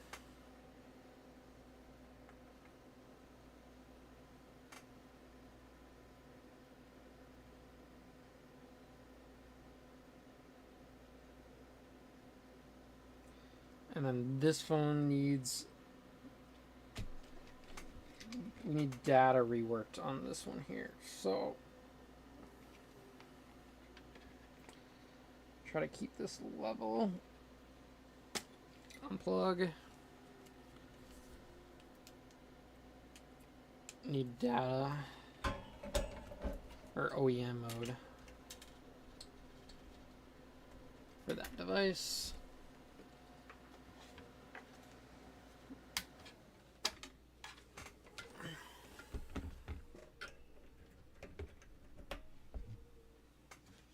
Unplug that unit. Swap out the cable. Fire it up. Smokes, yes, we do ship. We do ship to the UK. Yep. Have a good weekend, Mike. Thanks for tuning in. I appreciate it. I really do. It's always good chatting. Yep. We do ship to the UK. I'm unaware currently of any tariffs. We have one going there now, actually. So we'll end up seeing what that looks like in terms of if there's anything new with tariffs based on ours. So like, smartphones are technically exempt from some of the reciprocal tariffs that America's administration had put on.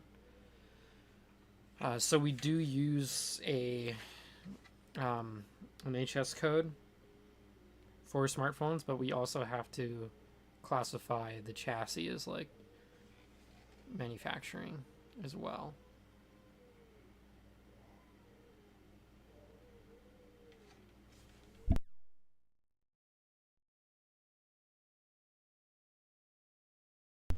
Un momento.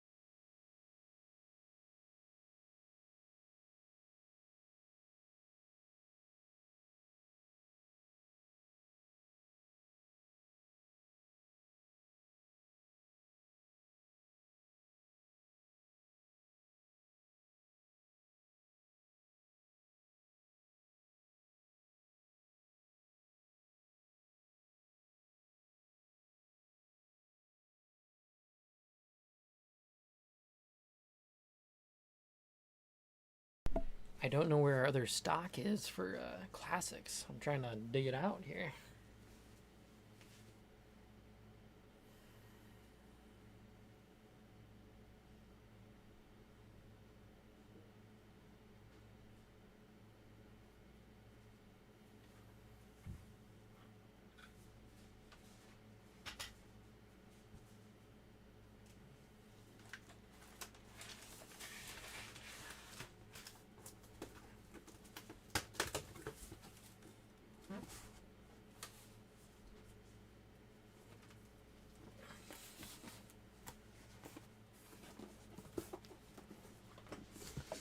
Alright, I eventually found one.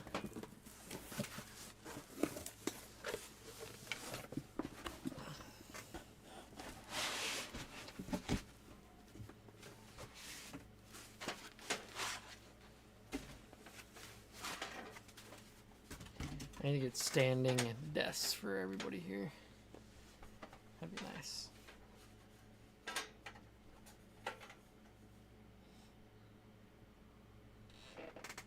Okay, so this power supply is not swapped. So we will put this back.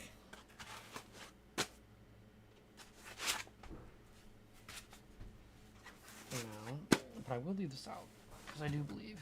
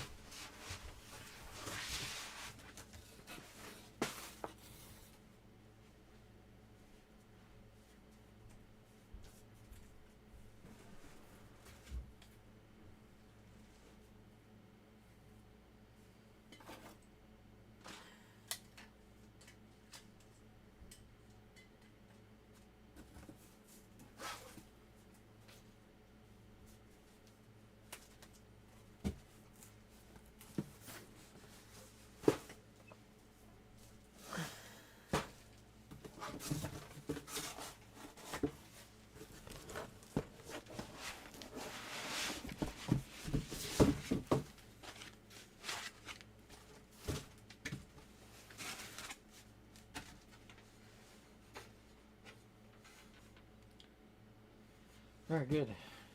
This is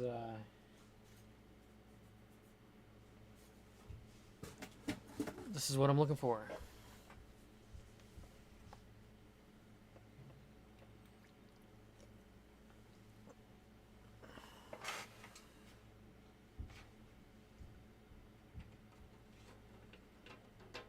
Oh yeah.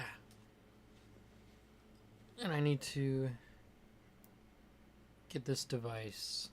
Just this one device did not have the OEM boot thing ready.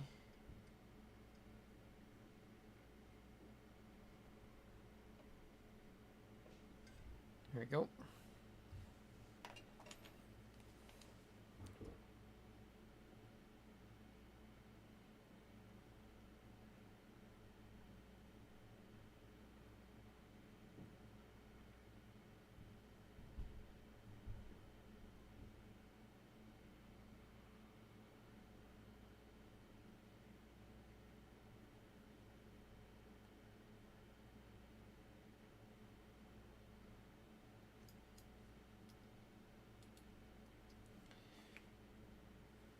Just talked to got a message from our phone contact, and we're able to get a few more units in, so.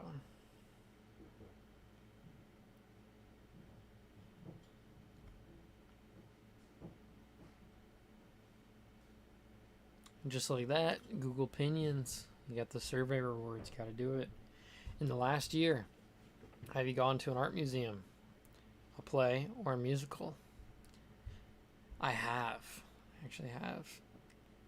Crazy how it knows. Do you agree or disagree? I'm passionate about the arts and enjoying going to museums, galleries, plays, and dance performances. I agree. I like that stuff.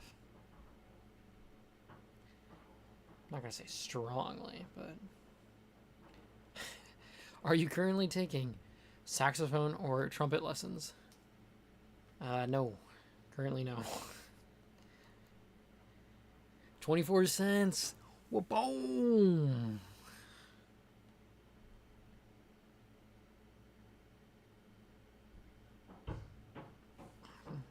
Also, just hit the payout threshold.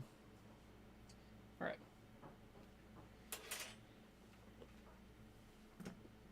So it would be good to test this power supply, or where is? Oh man, that's not good, right? Oh, there it is. Whew. Okay, good. We still good. We still good.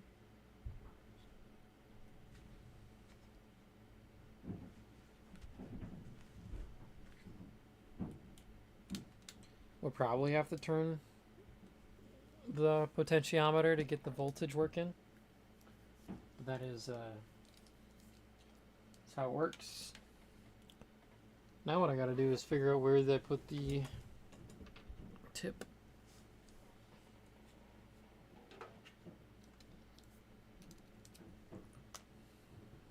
Swap that, swap that.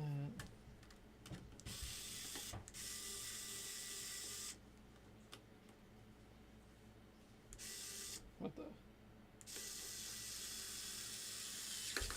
Go.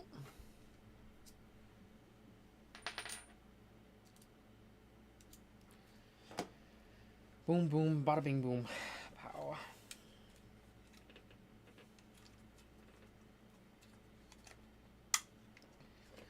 Toss in the power supply.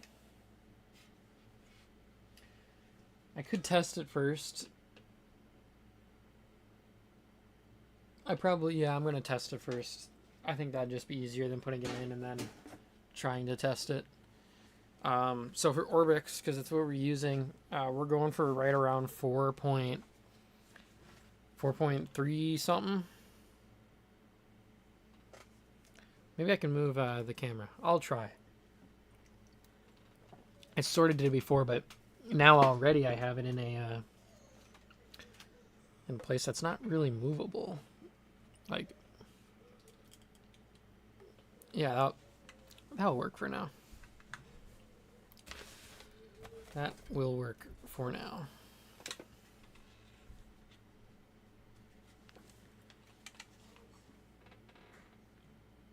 This test unit has done us.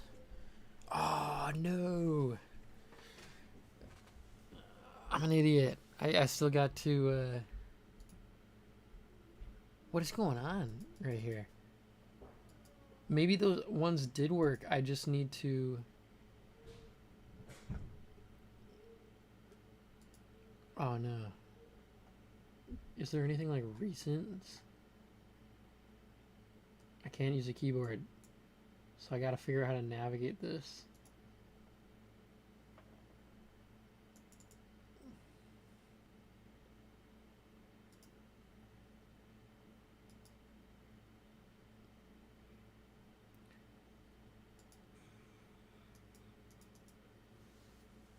Okay.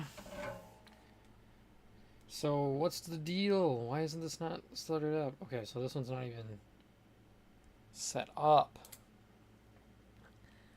How did that even get in there then? That's what I'm trying to figure out.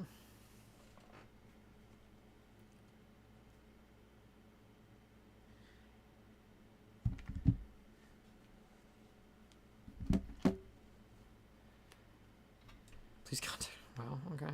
Well, now I know that. Photos.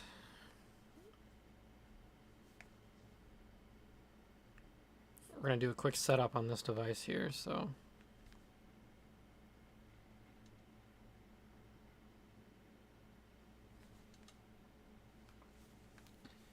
Scan that.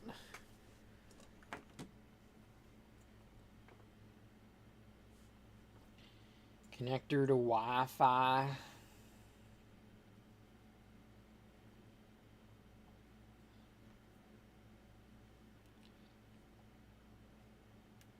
And then hit the big old restart.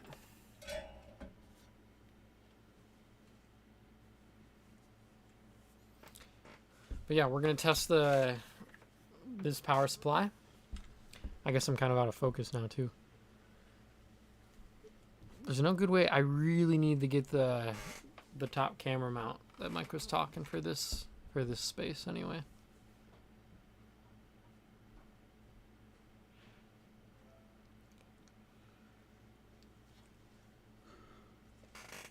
Once this phone shows up, we'll load it into the software, and then I got to do one command with it, so it takes off the charge screen. When you take that off, it auto boots then. Doesn't work on every device. Not all phones are different.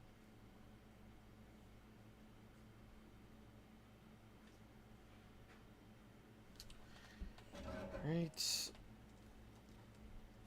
Continue setup. Skip. The getting a phone ready. Loading screen. Tip: if you can disconnect from Wi-Fi when you're doing the setup, it goes a lot faster, but sometimes you can't disconnect.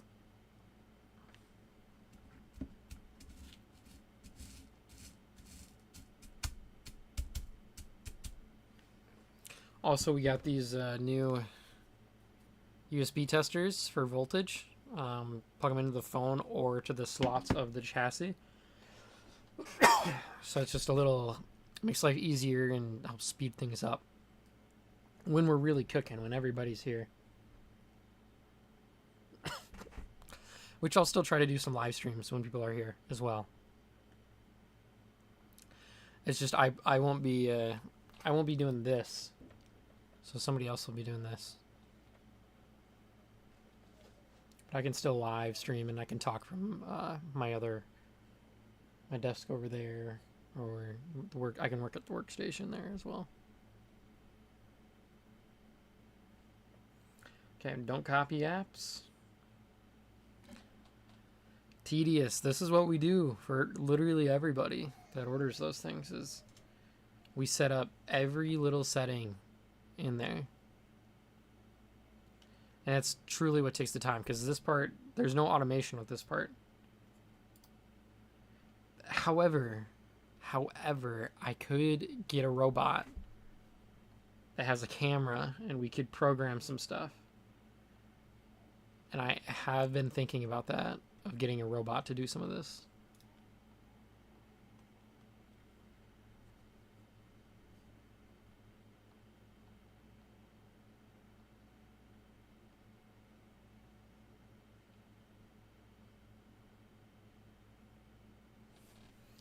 Like have it take pictures, and if it pixel to pixel matches, then click this option. All that kind of stuff. Alright, so this device is on now completely, so then we have to go to the settings. You tap the build number in About Phone at the very bottom 7 times, it opens up another developer options menu. So then to get to that developer options menu, at least in this phone, you back out of the About Phone, you go to System, and then you'll see developer options. You click on that, we turn on Stay Awake. If you have OEM unlocking, we enable that. We turn off automatic updates. Enable USB debugging, and when you hit OK, if you're connected to a computer, you'll get that prompt that says allow USB debugging, so the computer's RSA key fingerprint. And it throws something like a MAC address. Click it, always allow from this computer, and then allow. And then we also turn on disable EDB authorization timeout. This way, if you take your phone and you don't have it plugged into the computer for more than 7 days, it will still remember the computer. Otherwise, if you didn't have that checked after 7 days, you'd have to type it in again. And then I just unplugged the phone like an idiot. We weren't done yet. We weren't done yet. Oh man, I really did that to us.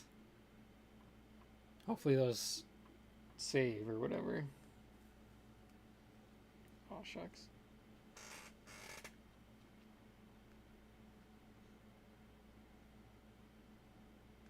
Okay. firing that up again once more, and then we'll get into the power supply after we get that going. Because I need this station to do the power supply stuff.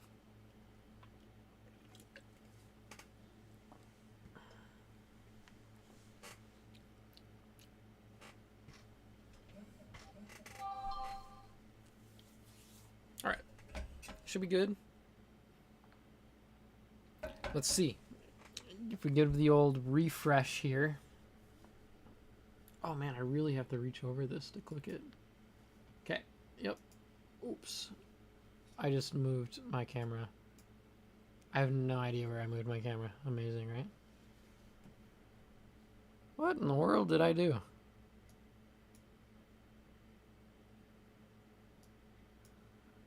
Well, there goes that.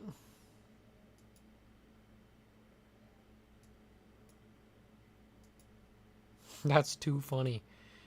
I just moved my camera and I can't move it back because I moved it way too off the screen. That's hilarious. Oops. Oh, now I'm really messing up. I'm really messing up here. Oh, now that's on that screen. Okay, okay. Oh my gosh. Can I right click?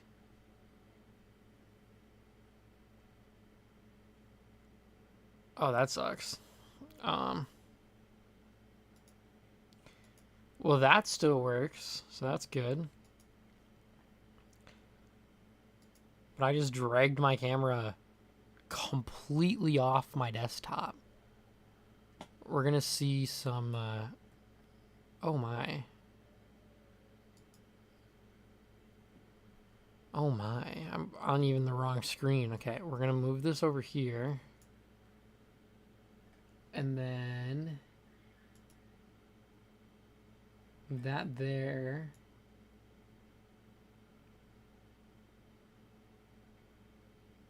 Oh my. Okay, we're gonna X out of this actually.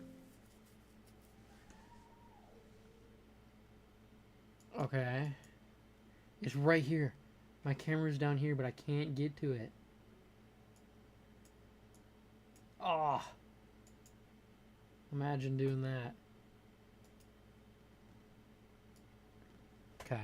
Let's go back over here. Looks like I'm just going to have to... Wait a second. Hang on. Can I use arrow keys? Can we do the old arrow key trick? Man, I'm making a mess of this over here. Where's my arrow keys?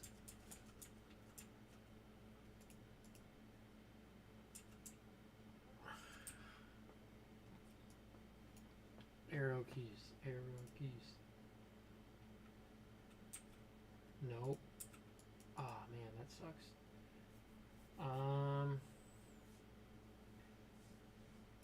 Alright, well, I'm going to delete this. I don't even know how to delete it. Wow, this is interesting here.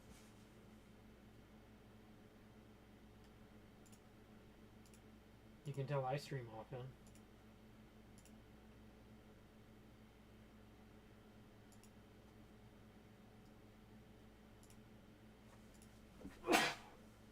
Excuse me. Okay. We're back. Like we never left.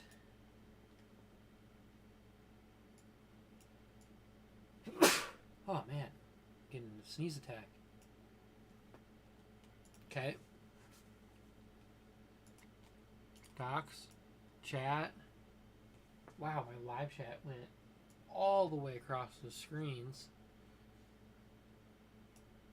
There we go.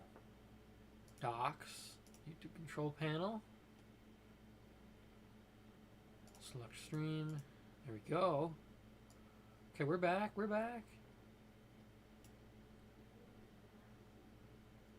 Alright, we figured it out. Okay, but what I need to do is I need to run this before I start unplugging things. No, not that. Wow, this is Computer's lagging on me.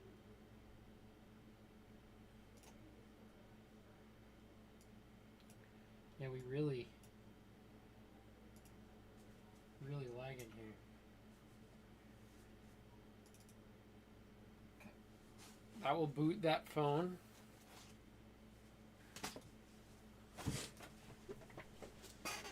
That will boot that phone into fastboot, which is kind of like a terminal screen for like OEM options and like factory resets. And then through there we can run a command.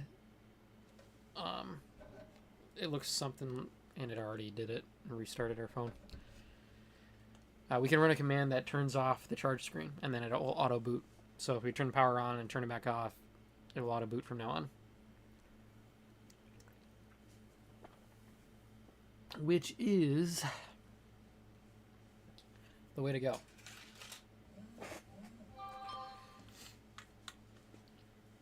Awesome. So we can unplug that now.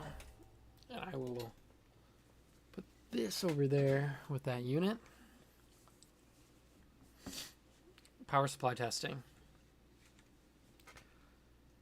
So let's go full cam. Swap out our existing power supply that we got right here, that we do all the testing with. And then we will, even though I already screwed this back in,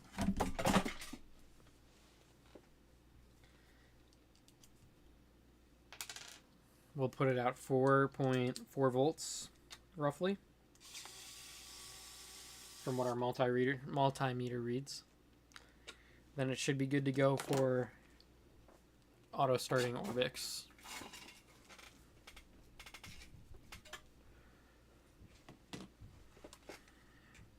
It's pretty easy. You take out a screw, you go like this, slide it, pops off. And then we're going to be messing with the potentiometer right there. I can't see what finger I'm using. And then we turn that left or right depending on if we want to go up in voltage or down in voltage for the output. So first gotta see where it's at. So unplug like this.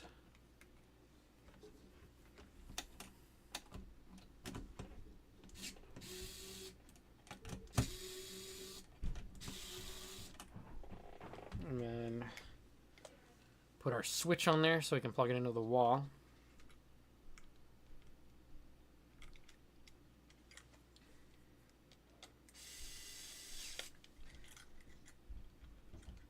Just like so.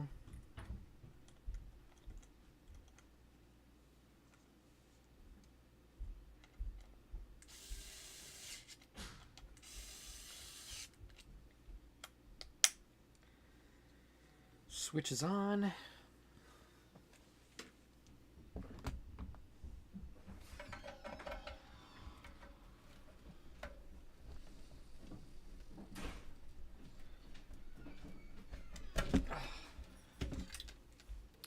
Take out the old power supply that we have for testing.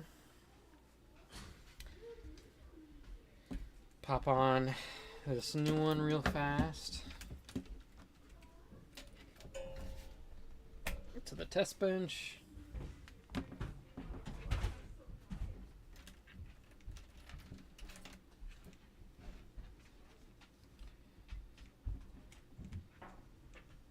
Boom, boom, boom. Make sure it's switched to 120 volt, right? For residential in America here.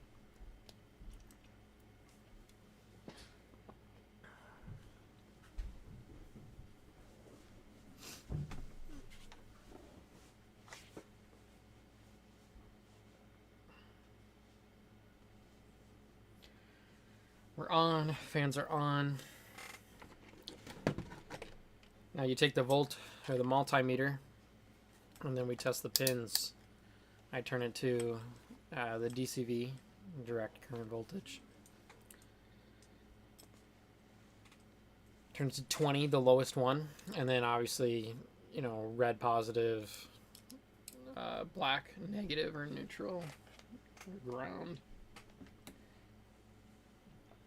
And then we test the pins.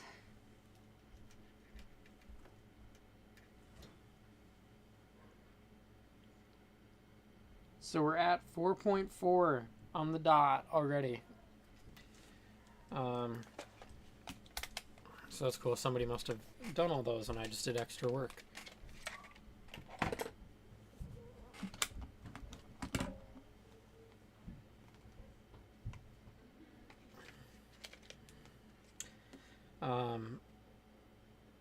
Oh, interesting.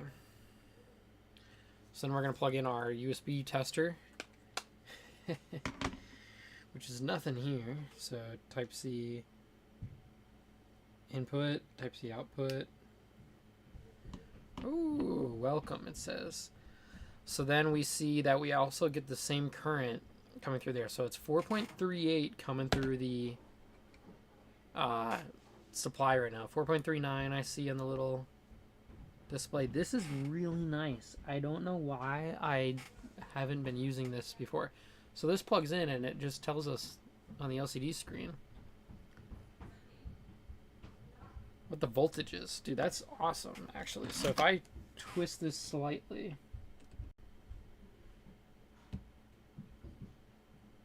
we should see it go up.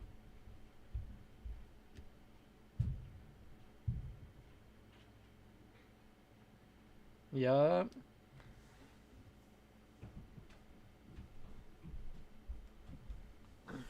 That's cool.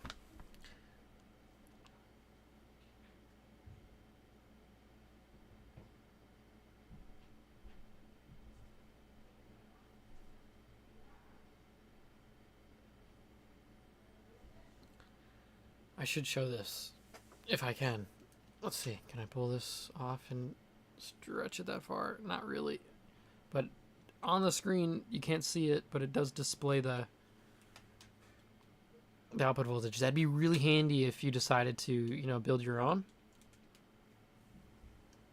I would highly recommend that. Like, that's nice. I haven't been around with the guys to use this.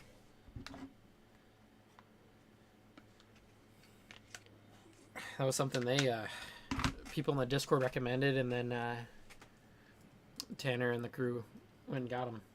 All right, so this power supply is good. So we just gotta put it back together. Put her back together. I could low-key just keep swapping them, because that power supply obviously worked. So that's what we'll end up doing. So this one will be our new test power supply. We'll throw that other one into the unit.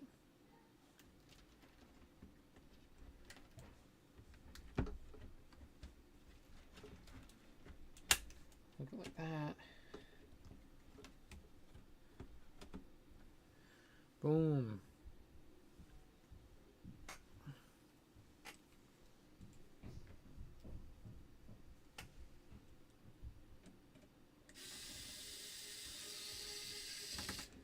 Screw that back in. Keep that plugged. Great news, great news.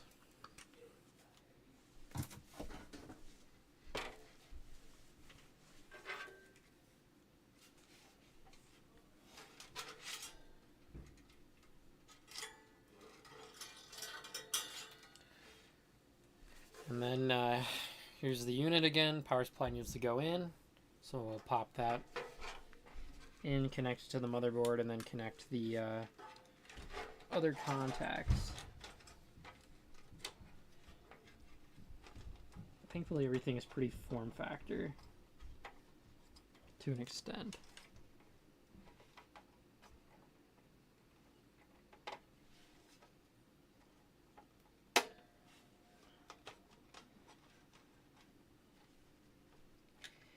I will need to screw the power supply in.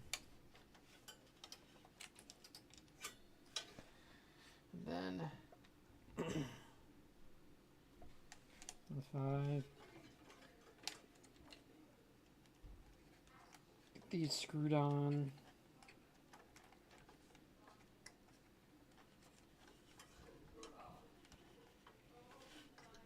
Man. There we go.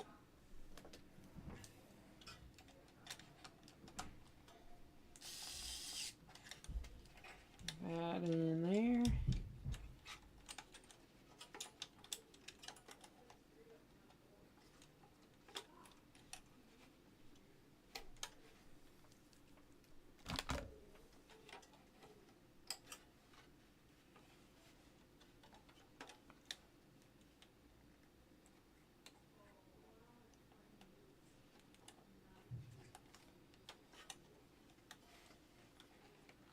Wow, I'm getting beat up over here by power supply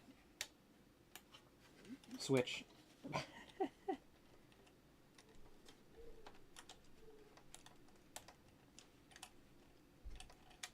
I'm curious. Oh, there's a good chance I was trying to place it. It's too far in.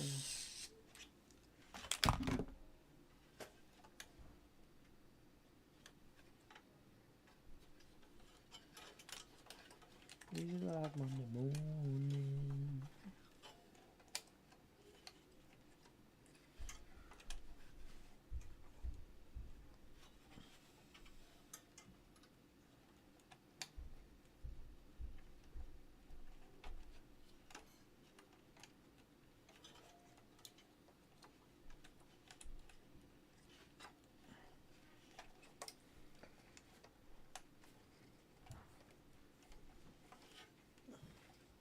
So the nice thing about it is, like, when we get these, you know, manufactured, they do this all by machine for the most part. So we don't have to do this part unless we're doing the phones, because we do all the phones here. Just because, like, you kind of have to. There's no other way about it. But we are going to need screws to get that power supply seated correctly.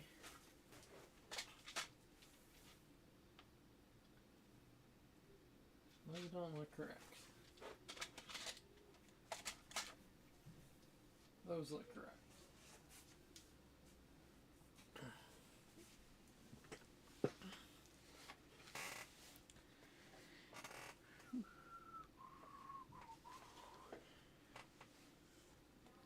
And what I do with my screwdriver.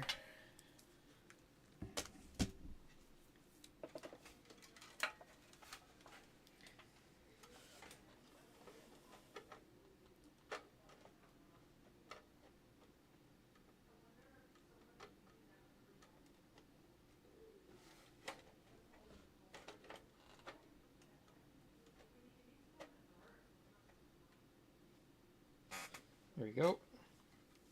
Get those lined up. And then let's screw these in.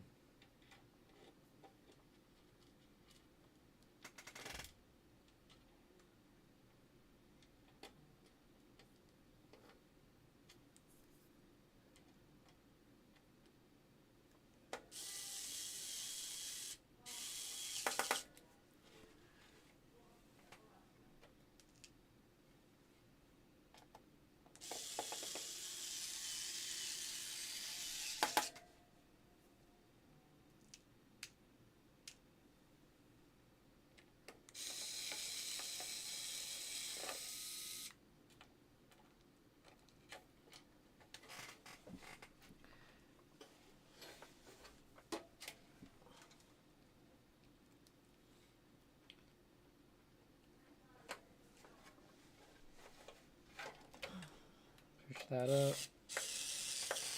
I'm struggling over here. There we go. These corners are looking kind of sharp. Oh, no, they're not. They're not. I see what was going on.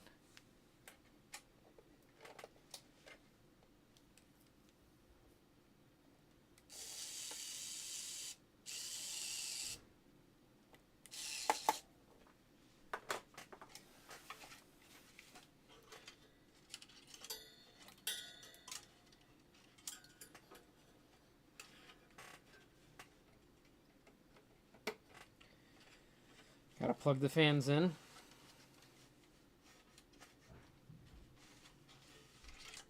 Need those fans plugged in.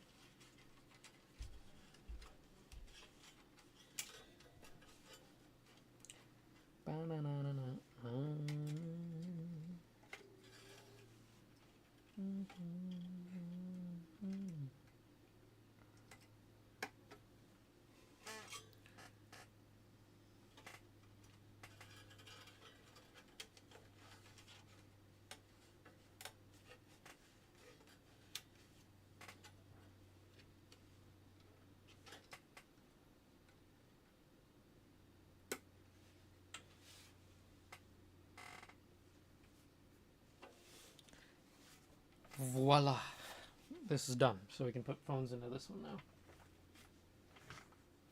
Which these phones should be ready. So we will go ahead and do that.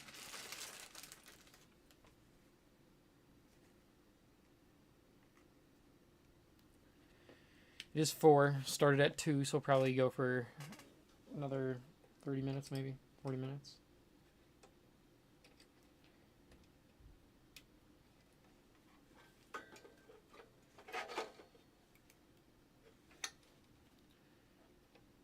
Then I have to make sure the freight guy actually picked up our packages. I don't know if he did. I didn't see him walk over there.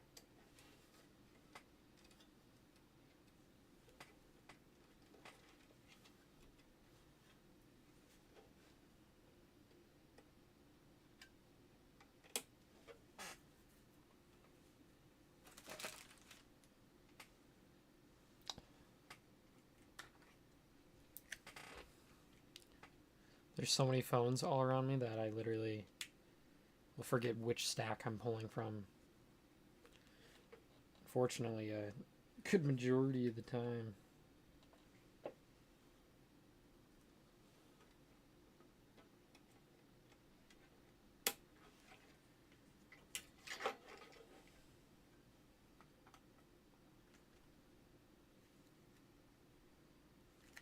And then I'm trying to figure out where I put my stubs, my USB stubs. So we use a stub like this. USB-C to USB-A. Or I don't know. Maybe that is USB-A. I forget.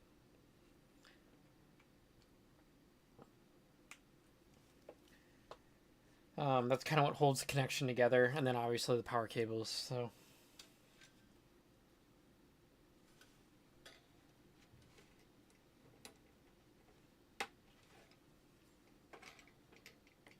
And all you gotta do is just keep on plugging them in.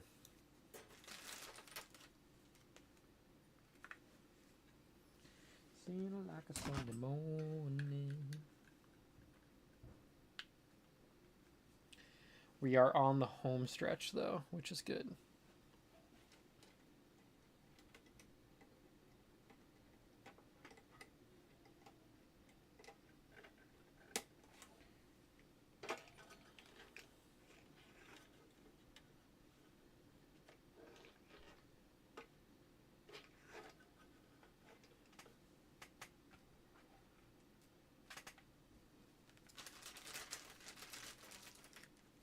Yeah, no, I appreciate everybody who's watched and been in here for this whole time.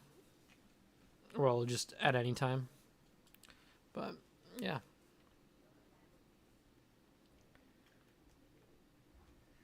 It's good. I was going to be alone for these last few days here at the office or warehouse.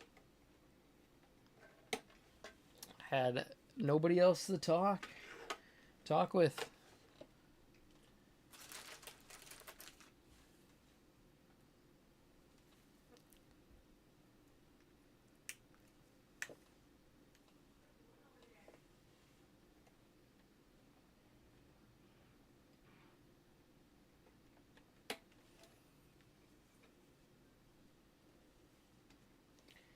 But this is super fun. Doing these phones, I find kind of therapeutic in a way. Nice and easy going. Can sit back and just there's some repetitiveness, but it's like Legos to me at this point. Or in Mike's world, connects.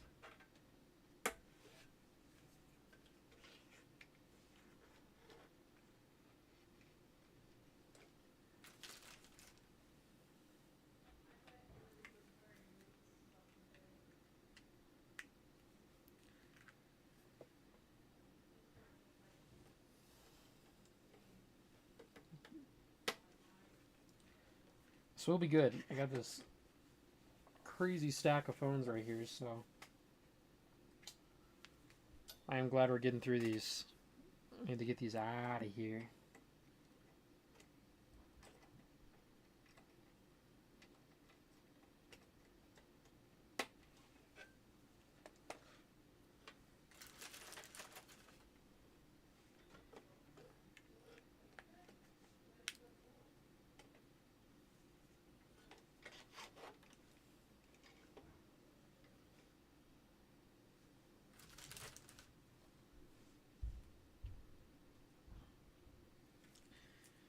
Feeling like a Monday morning. Then we got the weekend ahead. Tea time tomorrow. Excited for that. Really excited for that.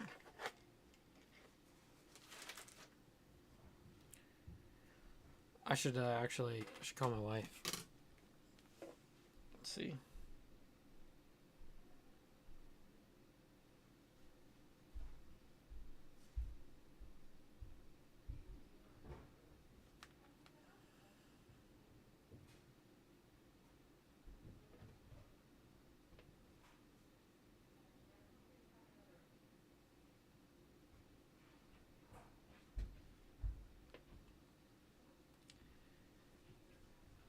Got the emails. You look at the phone once and then you get swooped into emails.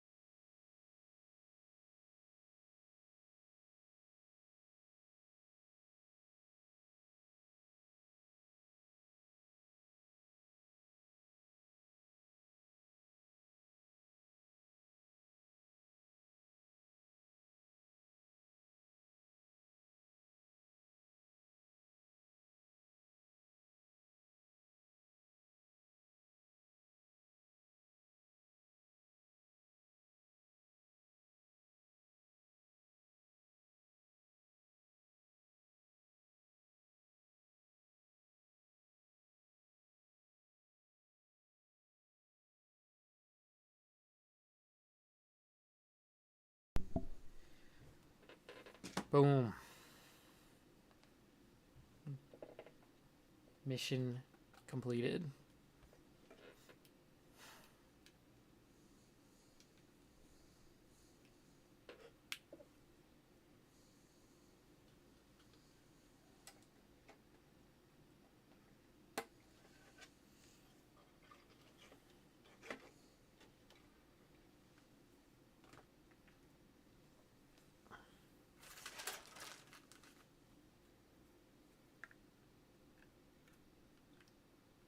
We have this sandwich and soup shop kind of by us. Went to that today. They have these, they call them Dubai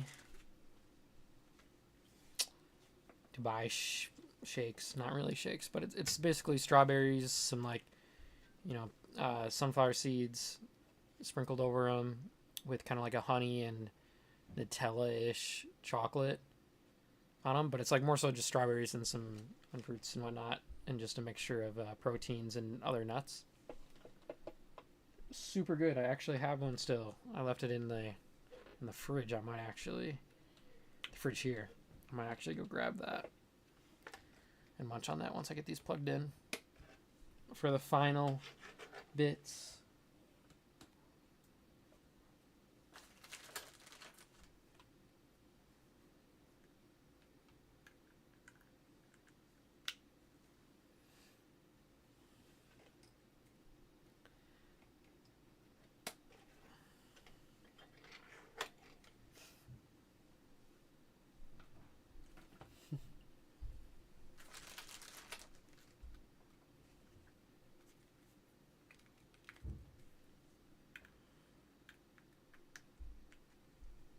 so that's 1, 2. This could be 3.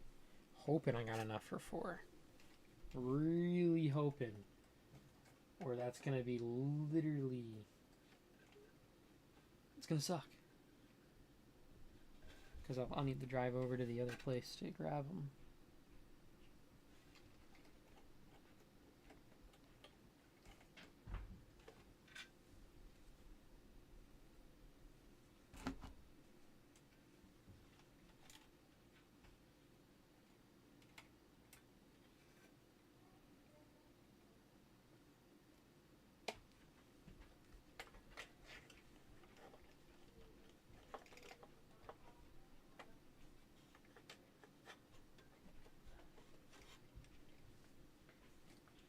I do have to get a few of the Orbic Joy 2s in my hands again. I want to do some retesting with those.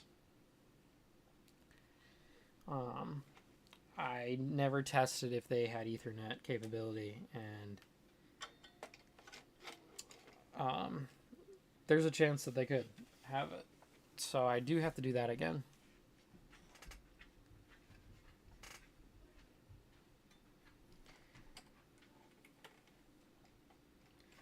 Actually, there's a couple people in Discord that I could ask. I have those. Get some good data going.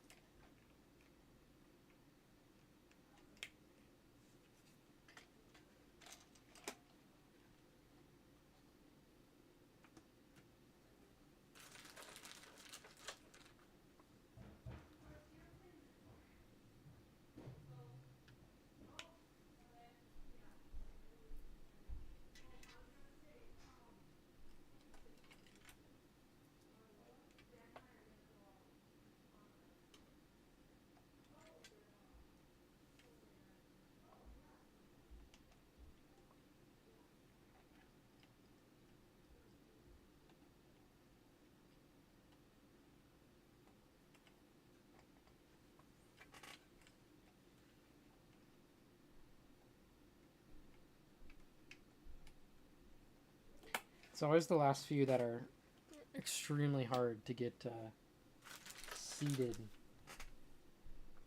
Almost always in these chassis.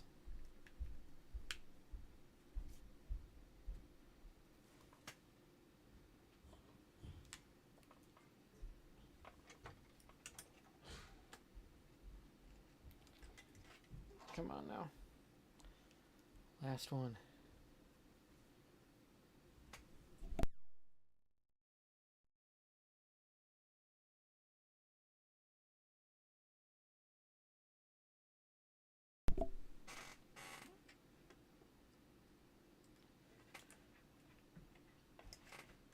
So this last one's kicking me in the butt again, just like last time. Oh, I almost had it. Yes. Get these aligned right. Wait a second. Psych. I have one more. I skipped one. Of course I did.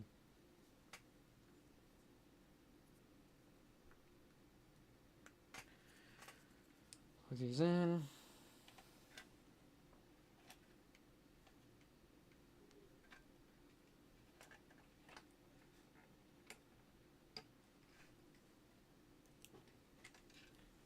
Where's the tweezers?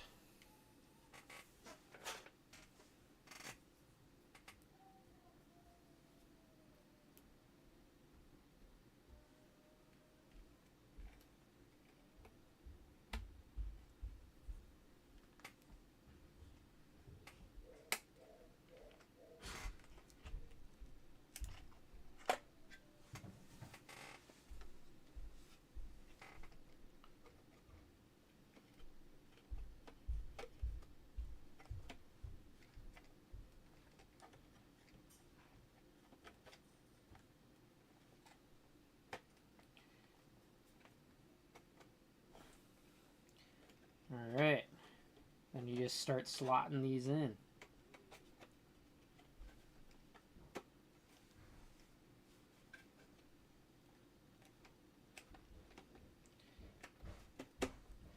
Boom.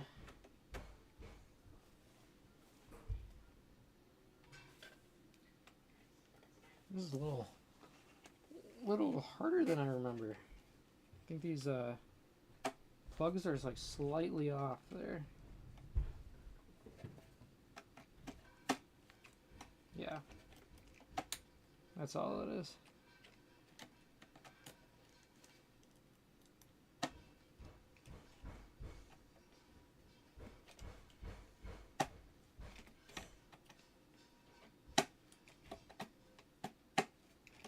Boom.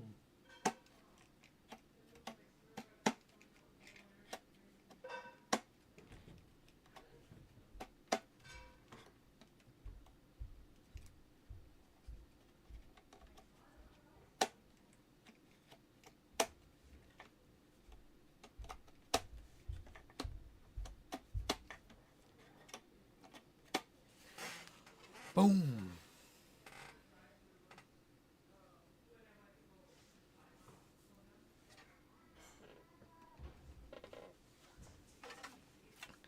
Another one. It's two done in one stream. We do have to fire it up, obviously, and then put it aside, and then I'll get these plugged in.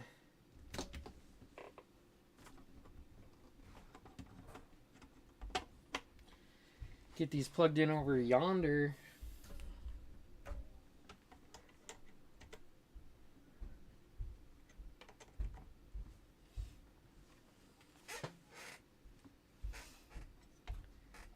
And let's see if I can push this down here.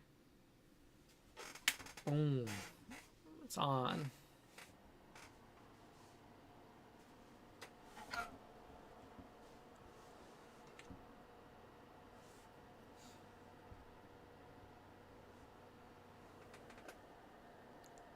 Had like the fans blew and it like kicked up like a hair.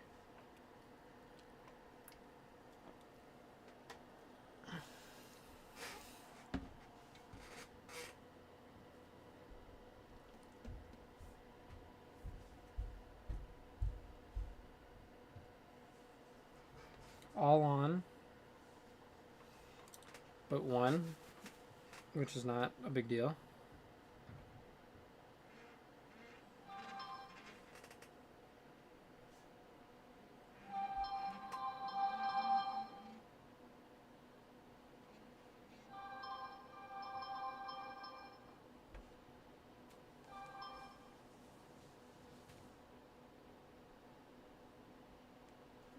So this one actually is not.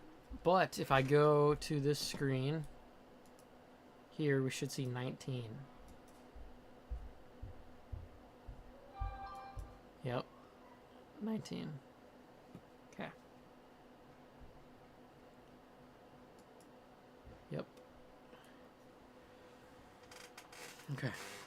So I will have to I'm gonna unplug this one quick.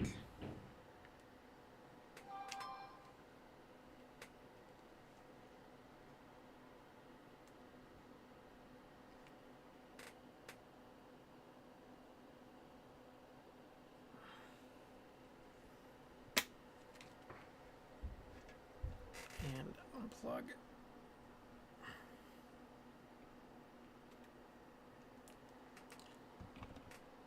This really quick. Try just one of these to see if it was a stub.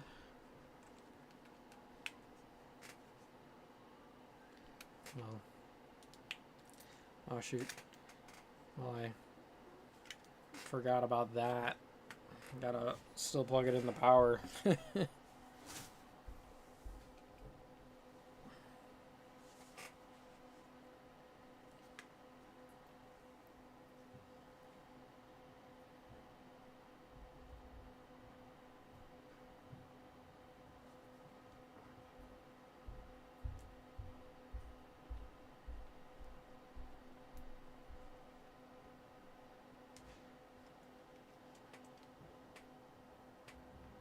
This is actually a hard one because all these other cables are actually in the way.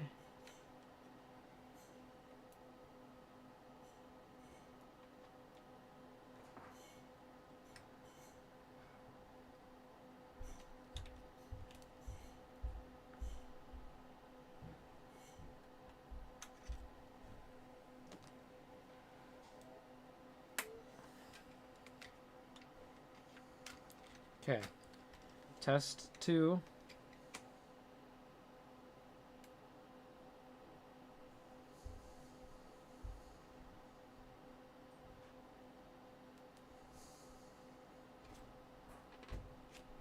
Okay.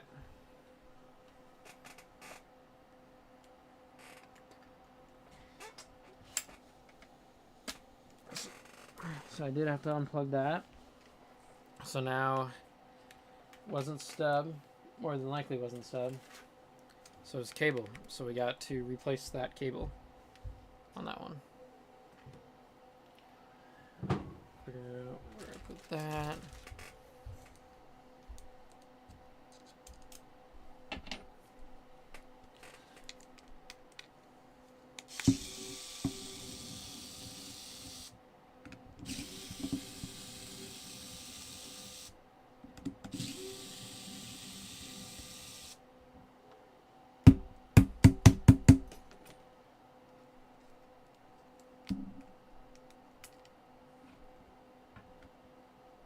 Actually, I'll need that again. So let's try a new cable quick.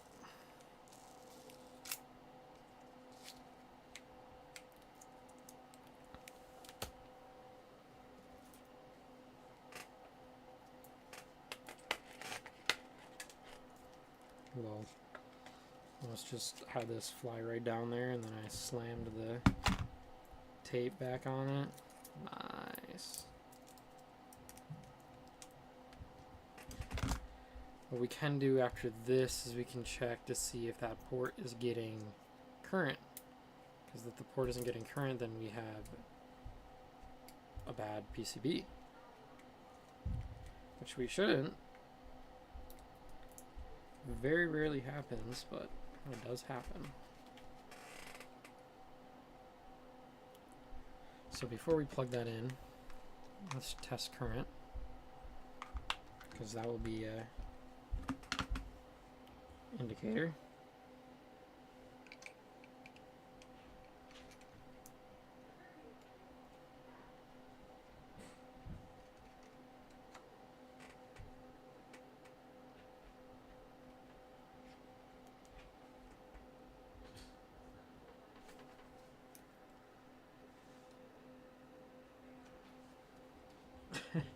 To be completely honest, I didn't see anything.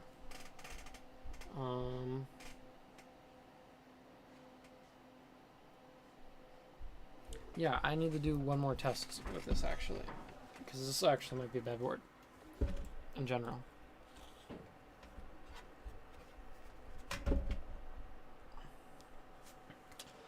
there.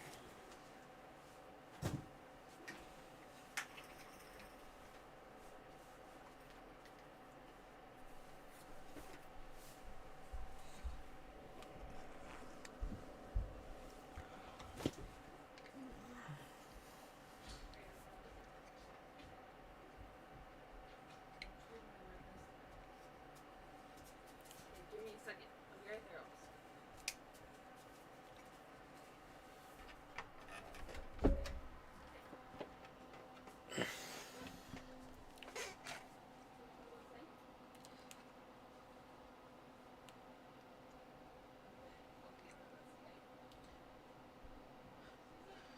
Of course it's on the bottom of this. What am I doing actually? I can plug this in this way. That's why I did that. So what we're doing is we're troubleshooting one of the ports, and I do believe that we have a bad port on the hub, which sucks. Obviously.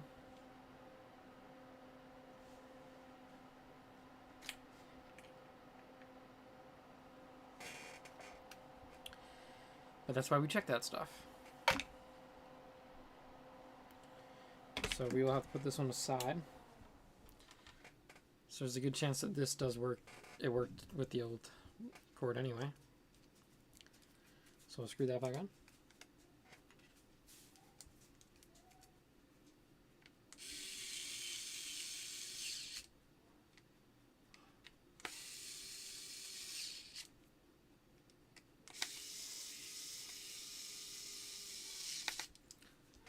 I hopefully plan to actually get some filming done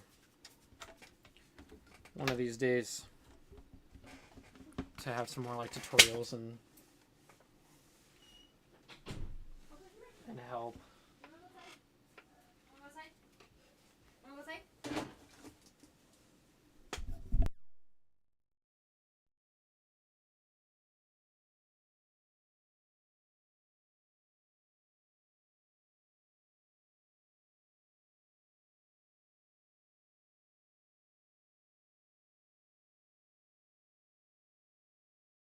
Okay, I have to grab another unit because that one failed. So I will. Actually, what we'll do, it is 4:37. We're gonna dip on you guys right now. I'm gonna finish up these boxes here because I'm gonna have to do some other testing, and I need to have a clear desk. So troubleshooting 101. Here we go. But yeah, thank you guys for tuning in again. And asking questions and chatting. I appreciate it. Makes the day go by pretty well. And yeah, we'll do more streams.